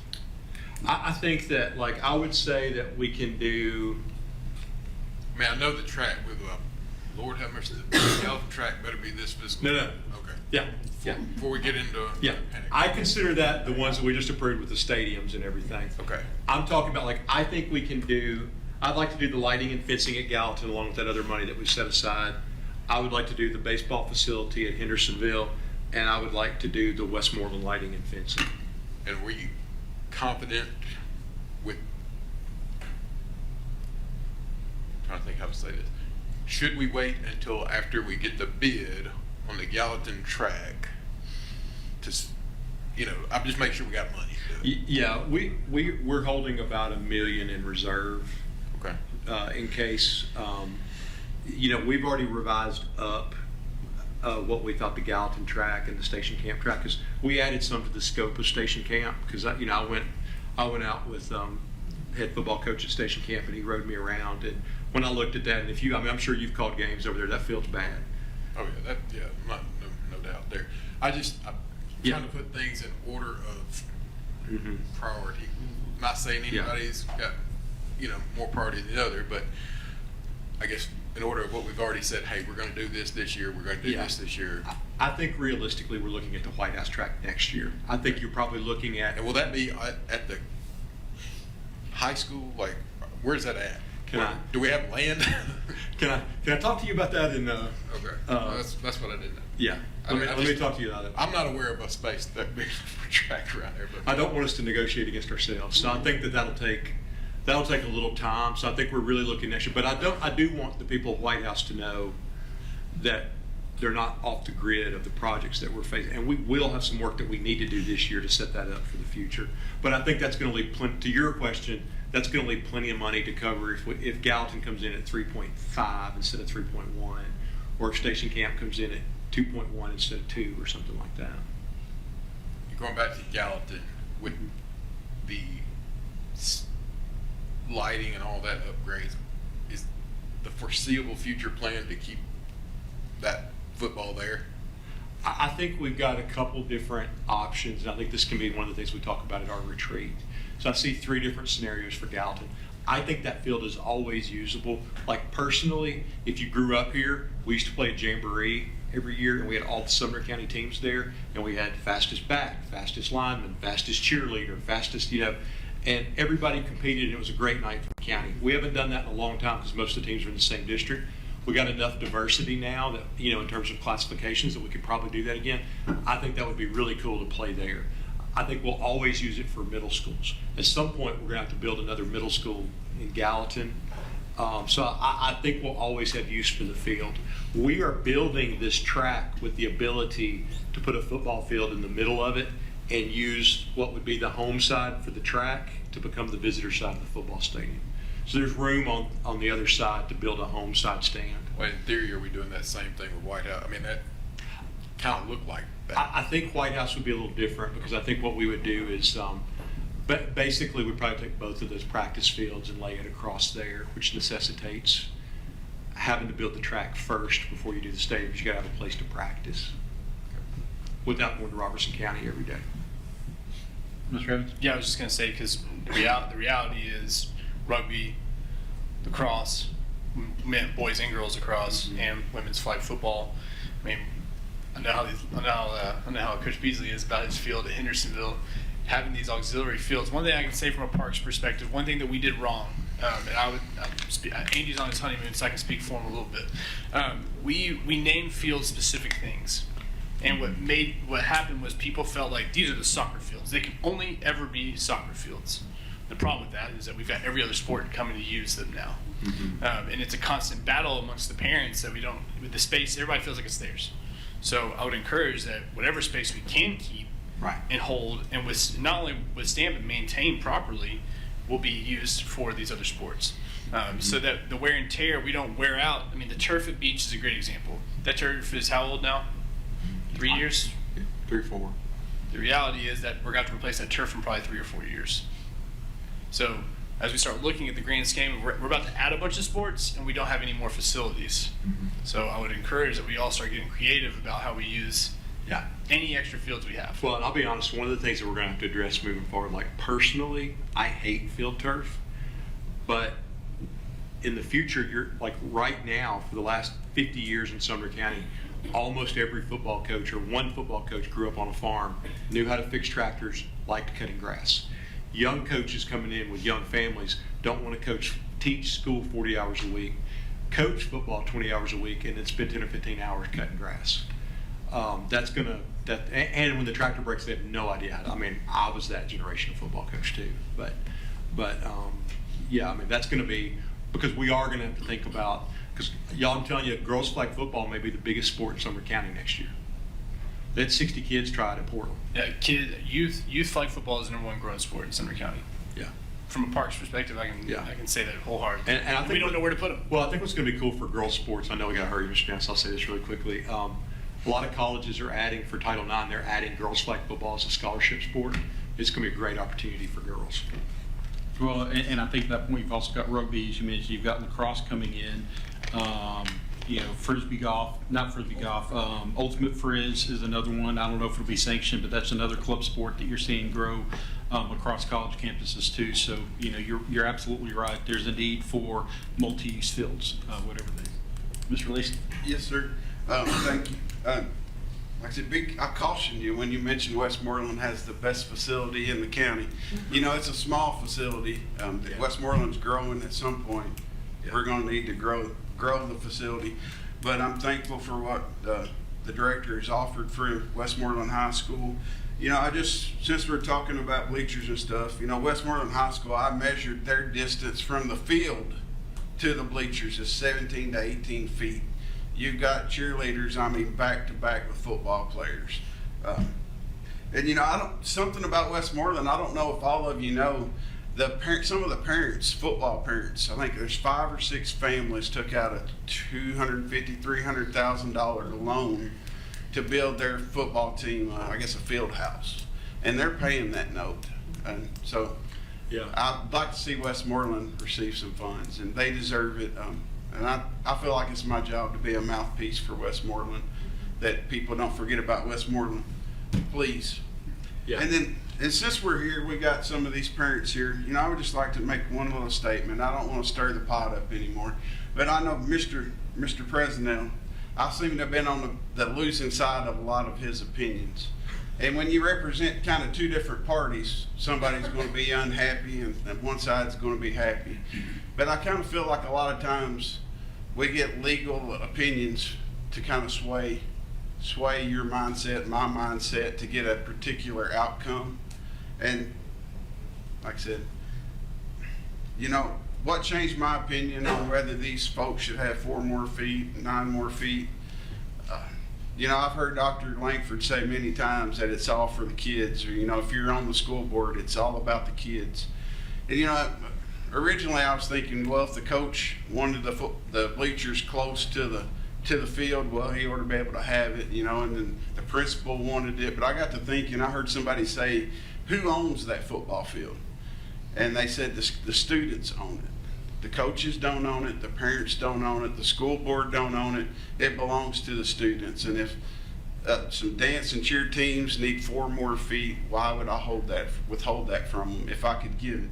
And Dr. Langford, I appreciate you. You've been to North Sumner. He came to North Sumner once or twice for our fall festival.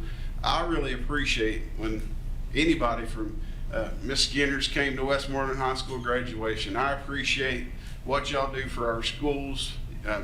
You being visible for them to see. Mr. King, I think he's probably one of the hardest working school board members that we have. But like I said, I really wish that we could help these kids. I'm just not convinced that 4 feet I'm just not convinced that that's going to cancel the contract or cause a problem.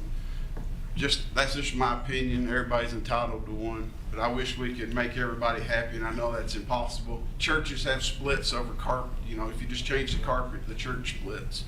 But I really wish we could find 4 more feet for these families. Almost had one that split, Mr. Lacy, because we couldn't get rid of the green shag carpet from the 1970s. But hey, I wanted to clarify one thing that you said, Mr. Lacy, about the note that Westmoreland carries. Last year when I became director, they reached out to me to see if that would be something we could cover for them. We can't, like, so Beach, Hendersonville, and Westmoreland and Station Camp have debt on their facilities, but it's all structured through, 3 of them are structured through like quarterback clubs or 503Bs. We can't pay that debt, nor can, and Westmoreland's is held by private citizens, the way that stadiums were built and facilities were built throughout Sumner County for decades. I believe, I talked to Mr. Duffer the other day, they're working with, the commission can actually pay some of those because they can give money to nonprofits. So they're exploring that. So hopefully that'll be something that the commission, I don't want to put words in the commission's mouth, but that is something that they can do that we can't. So it's not from a lack of, like, if we could have caught that for Westmoreland, we would have to try to help Westmoreland out, but we can't. So we'll try to help them in some other ways. Anything else? All right, seeing none, moving on. Next item on the agenda, is there another? I'll just wait till next month. Okay, on that. all right, is that I was going to share with y'all other like roofs and stuff like that. all right. New business, item number 1, Mr. discussion, Chairman. interaction regarding, yes. Mr. Chairman, I'd like to make a motion to reconsider the vote to add the BHS Stadium to the agenda. Given the feedback from parents and given some of the things that were said during this last couple hours. I just want to make a motion that we reconsider adding that to the agenda. Can I get some clarification from the attorney on that motion? I mean, according to Robert's rules, it can come up when nothing else is, no other business is pending. It can be made at any time. Yeah, we've got new business. I just want to make sure if the motion's allowable that we do it the right way. So, I think the question is whether the person making the motion has to be on the prevailing side, and I can find a reference for that. I don't have it at my fingertips at this moment. That's the question. all right. So we've got a motion to reconsider. I'll say. I've got a second. Prevailing side? Yeah, so it's got to be the prevailing side. So it was a tie, but The prevailing side is who won. well, we had the men voted for it, the women voted against it. So love to see the women stick up for these girls and put it on make a motion to reconsider. One of the female board members, because these cheerleaders are this is 75 years we're looking at, depending on tonight.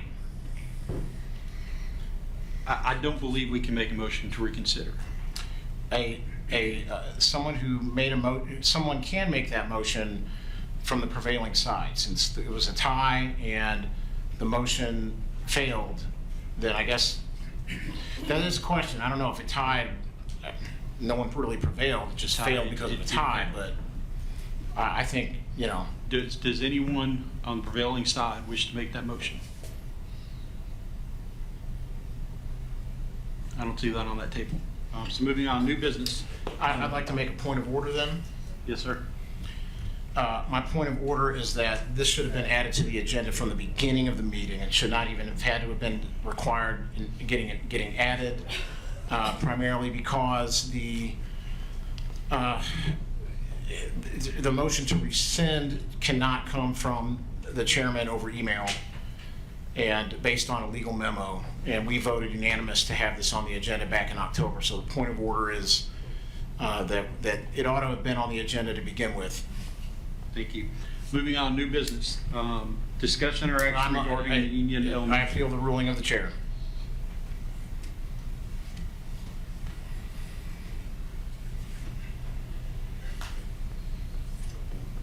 According to Robert's rules, I can appeal the ruling of the chair. You can appeal the ruling of the chair? That's right, and it takes a vote. So, I mean, you know, I would just ask folks to, again, we've got, the men on this board are sticking up for these girls. I don't understand what the problem is. The female members, sorry, but that's the truth.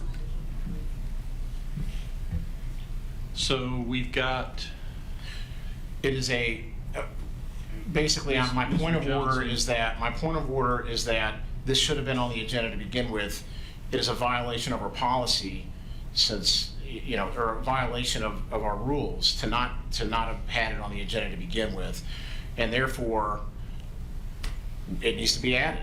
Now, if you rule it down, and it sounds like you did, I appeal the ruling of the chair, and that means we take a vote on your ruling.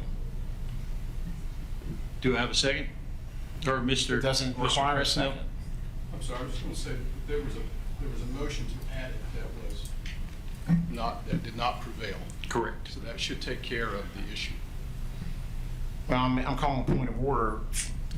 Prior to that, the point of order is that it should have been added at the call of the meeting on Friday.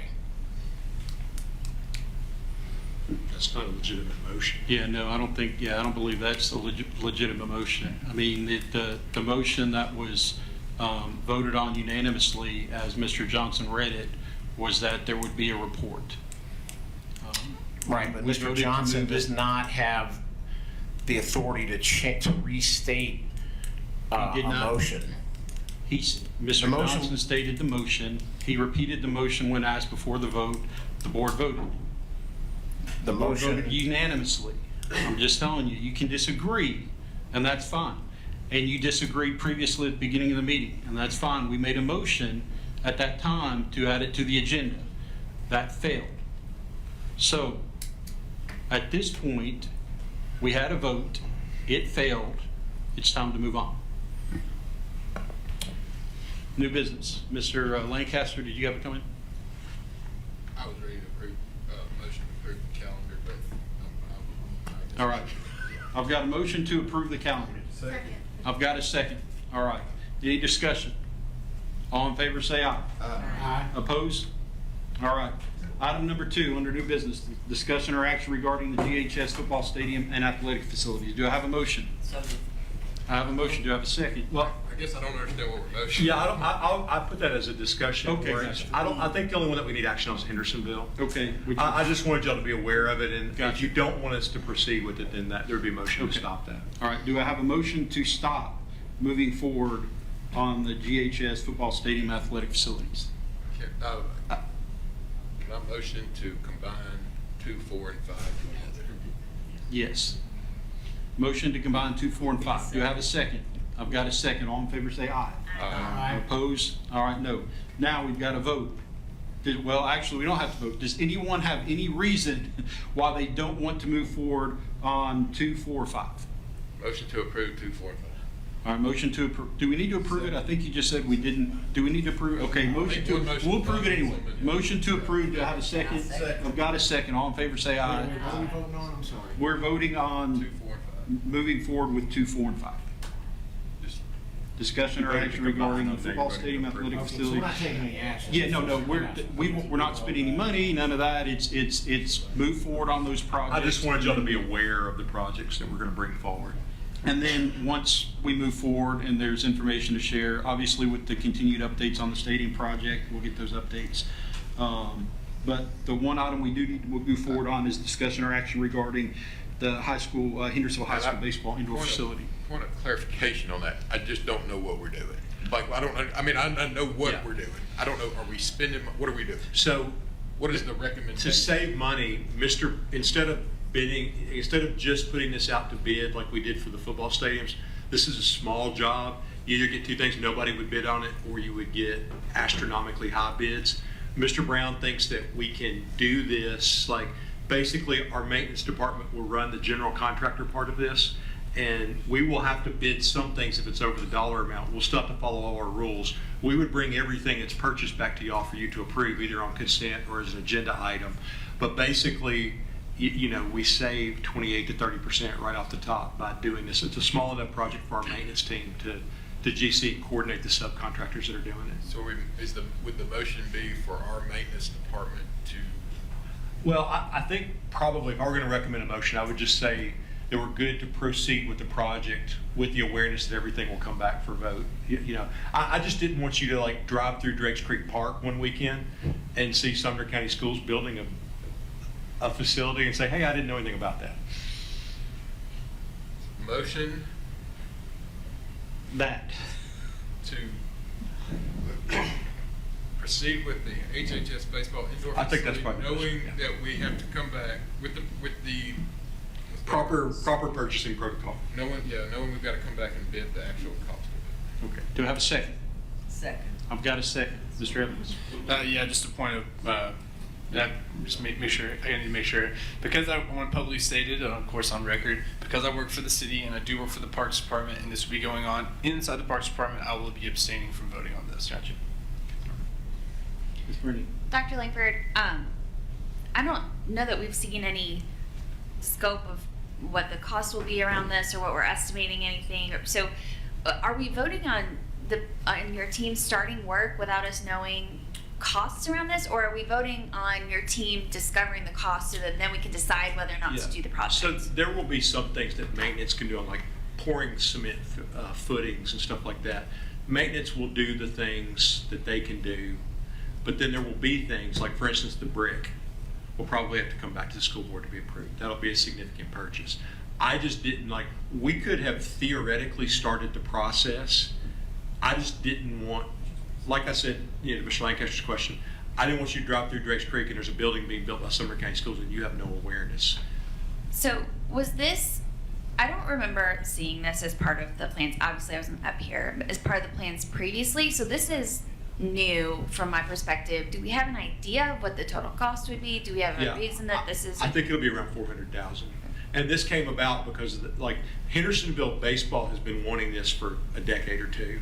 It came about, they could never do it because it was going to cost around 80 grand to get the Corps of Engineers to approve it. So you were talking about primarily a group of parents having to raise 80,000 just to get the Corps to vote up or down on whether they could build it. So that was not a good use of their money. They turned to other projects.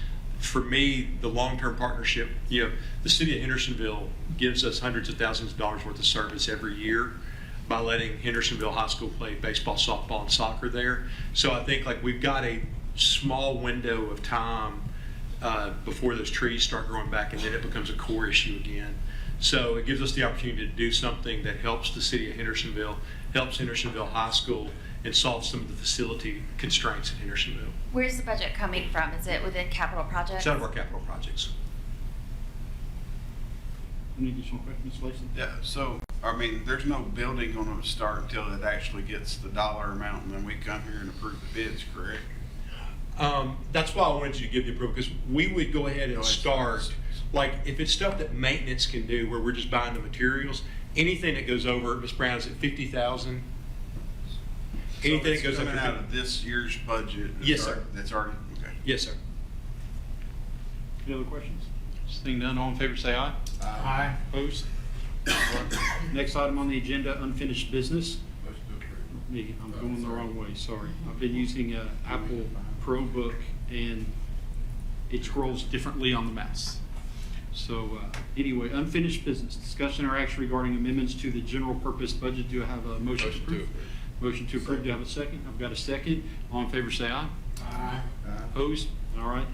Discussion or action regarding amendments to the federal budget. Do I have a motion to approve? Second. All right, I've got a motion to approve in a second. Any discussion? All in favor say aye. Aye. Opposed? All right, discussion of study session items. I believe our next study session is actually in December. We don't have, is this November? Yeah, it's November, sorry. My months are confused and my dates. So we do not have a study session in December, correct? All right, we have a voting meeting, so we have no study session items unless there's something that we want to add in January or you wanted to advise us. We do have a board retreat. Yes. Which in some ways is a study session because it's open to discussion. And that is 2:30. It's 2:30 to 5:30 on December 10th. Which is the day of the meeting. Yes, it is the day of the meeting, so 2:30 to 5:30. We will provide some sort of supper at some point, since we're going to be going straight from that to the meeting. But yeah, 2:30 to 5:30, just to remind everybody of that. And then our next study session will be in January. So also December 10th is our only voting session, so just remind everybody of that. Yeah. Let me add too, you will get an email tomorrow. Mr. Hyde and I started talking during the budget conversations back in the summer. We used to do a thing prior to COVID where school board members and county commissioners got together. We toured some schools and ate lunch together. Mr. Hyde and I have been working over the last couple months to put that together. We've got a plan. The first one, I'll send you the dates tomorrow. The first one's in December. We're going to start at Hendersonville High School and then go to Merrill Hyde, eat lunch at Merrill Hyde, and tour those facilities. So I'll give you a list of dates. And I know not everybody will be able to make all of them, but I would encourage everybody that can. So we'll get that. I'll get it out to you hopefully tomorrow. Perfect. And I would like to suggest that we get Dennis Stewart on there in the next couple months as well, or next year if possible. I've got Mr. Howells. Yes, so I've been approached by Station Camp High School. They want to name the football field after Art Crook to kind of preserve his legacy. So I'd like to make a motion to put that on the agenda to vote on. Forward. At Station Camp High School football field. Second. I've got a second. All right, all in favor say aye. Aye. Opposed? I don't think we actually have to vote on it. We just have to announce it so that Your it's on. policy says that you're going to announce. We voted that on it you're gonna vote anyway, so there you go. So, but yeah, We all didn't the actually meetings- approve it, by the way. We just are adding it to a future. Mr. Crook has been to something like, the streak ended the other night, but it's something like 217 consecutive Station Camp football games. Right. All right. Comments from board members, starting with Mr. Lacy. Yeah, we just had an election. I'm extremely excited that we got Donald J. Trump back in the White House. I'm excited to see where America is going to go from where we came from the last 4 years. Ms. Brittany? Just to touch back to our recognition earlier, I would like to extend the invite to anyone who would want to see Capstone in either in the school that your district has it or with White House with me. I know in White House we're going to be looking at Capstone projects in April, so I'd like to have anyone who's interested join us. And then White House High School's theater program is doing their Christmas program. It's going to be White Christmas this year, so a wonderful classic, December 5th, 6th, and 7th. Let me know if you want to join, because my family will definitely be there. Thank you. Mr. Hollis? Mr. King? Yeah, I just want to kind of defend my reputation here for a second.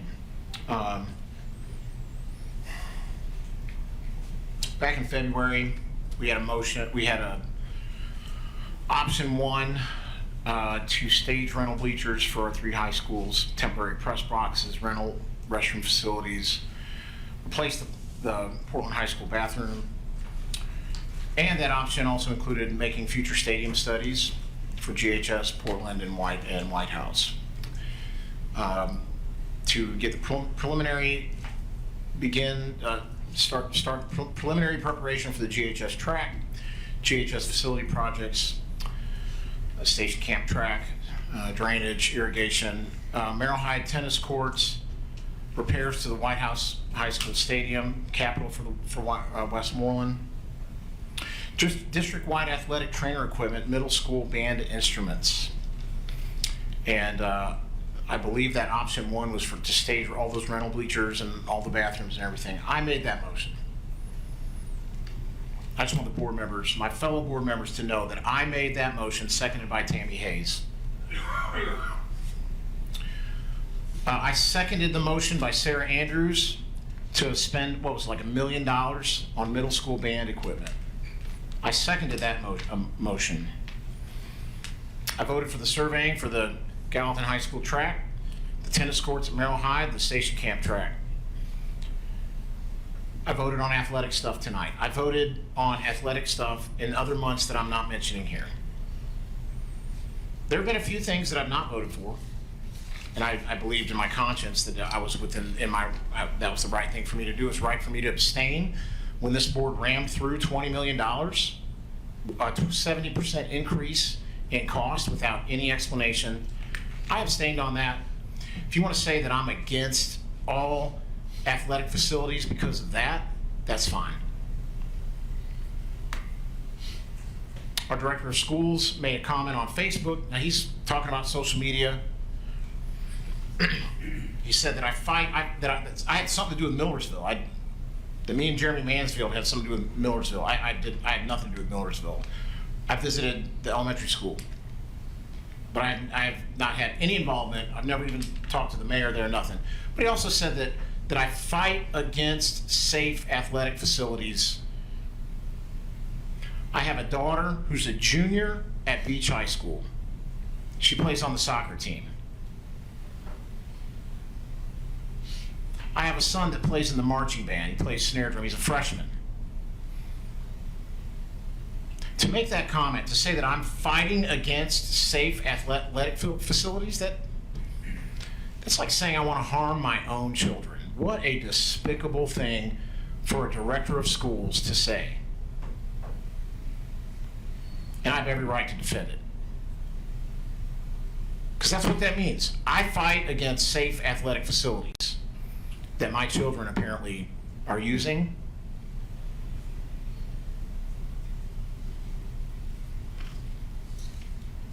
So believe what you want. But I believe tonight, I think some girls really lost. And not just them, but the future female athletes. This says the goal of the beach stadium design was to maximize home field advantage by having the bleachers close to the field. That was not an accident. That was by design. And I'm sitting there going, what in the world? You know, that doesn't look good. Okay, it looks like cheer and dance weren't invited on purpose, because they probably would have said something counter to that. But here's what's crazy. Beach has a 56-16 record at home. And I'm going, why? Why? How is this going to? Because here's the deal: we're done. We can't do anything more. But this thing was designed to be 15 feet from the sidelines, and I'm going, what, to maximize home field advantage. That was the original design. And I'm sitting there asking myself, they have a 56-16 record at home over the last 10 years. 10 years, okay, going back to 2014. Why is that even part of the design? That makes zero sense. I mean, if you ask me, the best way to have home field advantage is to have cheerleaders out front pumping up the crowd, and now we don't know if we're going to be able to do that. So those are my closing statements. Consider this matter closed, but I do not throw sand in the machine. I vote for these things. I want what's best for our students in our athletic facilities. I just want it done right and transparent. That's my opinion. Thank you.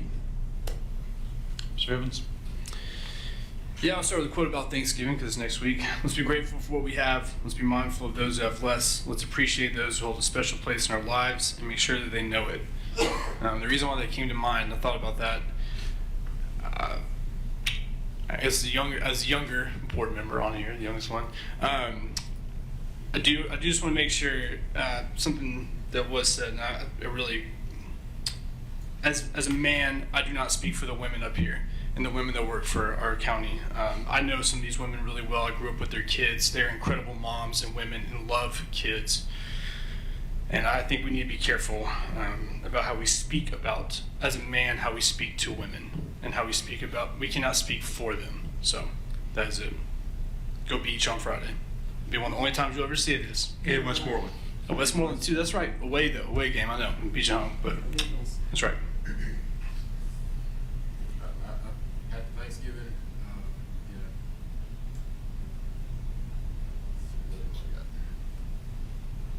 Tucker? Wade, I want to thank you for that. That was very touching, and I appreciate that. We work just as hard as everybody else up here, and it's nice to be appreciated. Hope everyone has a wonderful Thanksgiving. Ms. Hayes? Yes, Joe Daniels, thank you.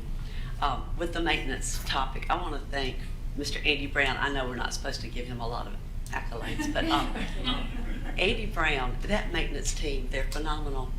I know the name. Say what? You can say good things about the maintenance. Okay.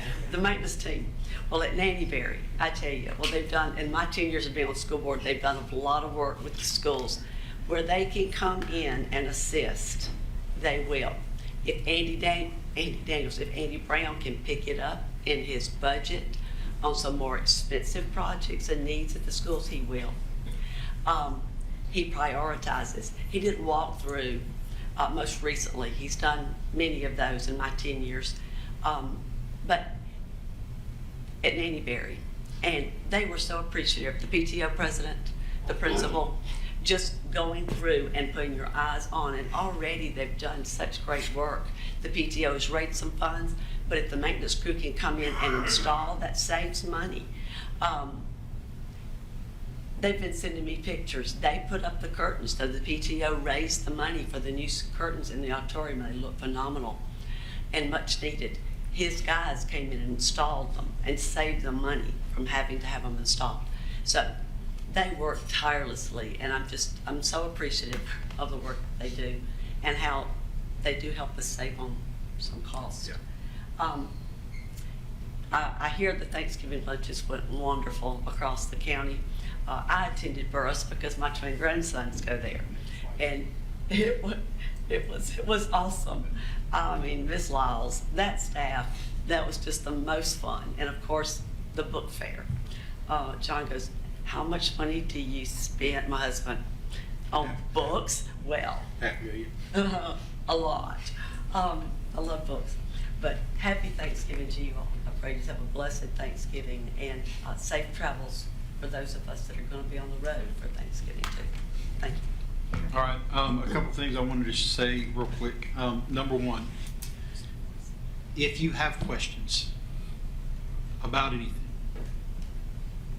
you can go to Dr. Phillips and staff at any time. This meeting is not the only time that we can speak to Dr. Langford. All right? It's not. All right? When you look at a lot of disagreements that happen, it's often because two people don't talk. And when we talk about a project this big, and we've got this big a disagreement, and people don't talk to each other, and the only time they speak to each other is in this meeting, you're going to have what happened tonight. There's a difference between passion and disrespect. And we've got to get over that.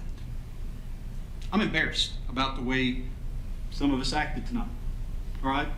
My job is to try to run this meeting, and I'll be honest, I probably let it go on too long, and I apologize for that. But I tried to give everybody the ability to speak and ask questions and share their thoughts and feedback without trying to cut things off. Did I think there were some comments that were made and some actions out here in the audience that probably didn't need to happen? Absolutely. But I didn't think it was enough disturbance to try to start evicting people. All right? So moving forward, let's try to be more respectful to each other. And I don't just mean in the meeting.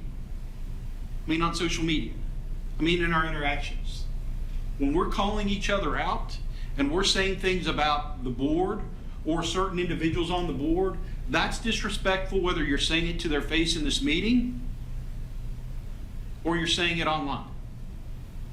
The biggest problem our country has right now is 50% of the population hates the other 50% and wants to cancel. That's the biggest problem. They will not talk.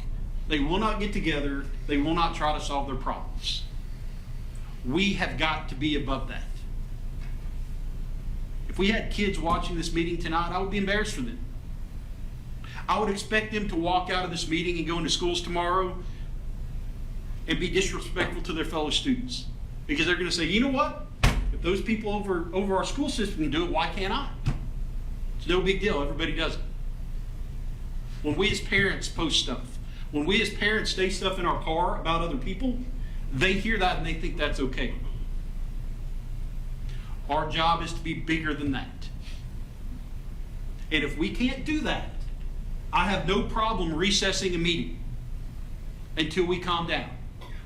And if I have to recess a meeting for 3 hours or 4 hours and come back another day, we'll do it. All right? So please grow up a little bit. All right? Let's try to put the animosity we have toward each other behind us. Let's talk to each other. If we have questions, we can disagree without calling each other liars. And if we can, it's not going to solve the problem anyway. So let's please use this meeting as an example of how not to behave. Let's be passionate about what we want to be passionate about, but let's try to be respectful in the way we address that within this room.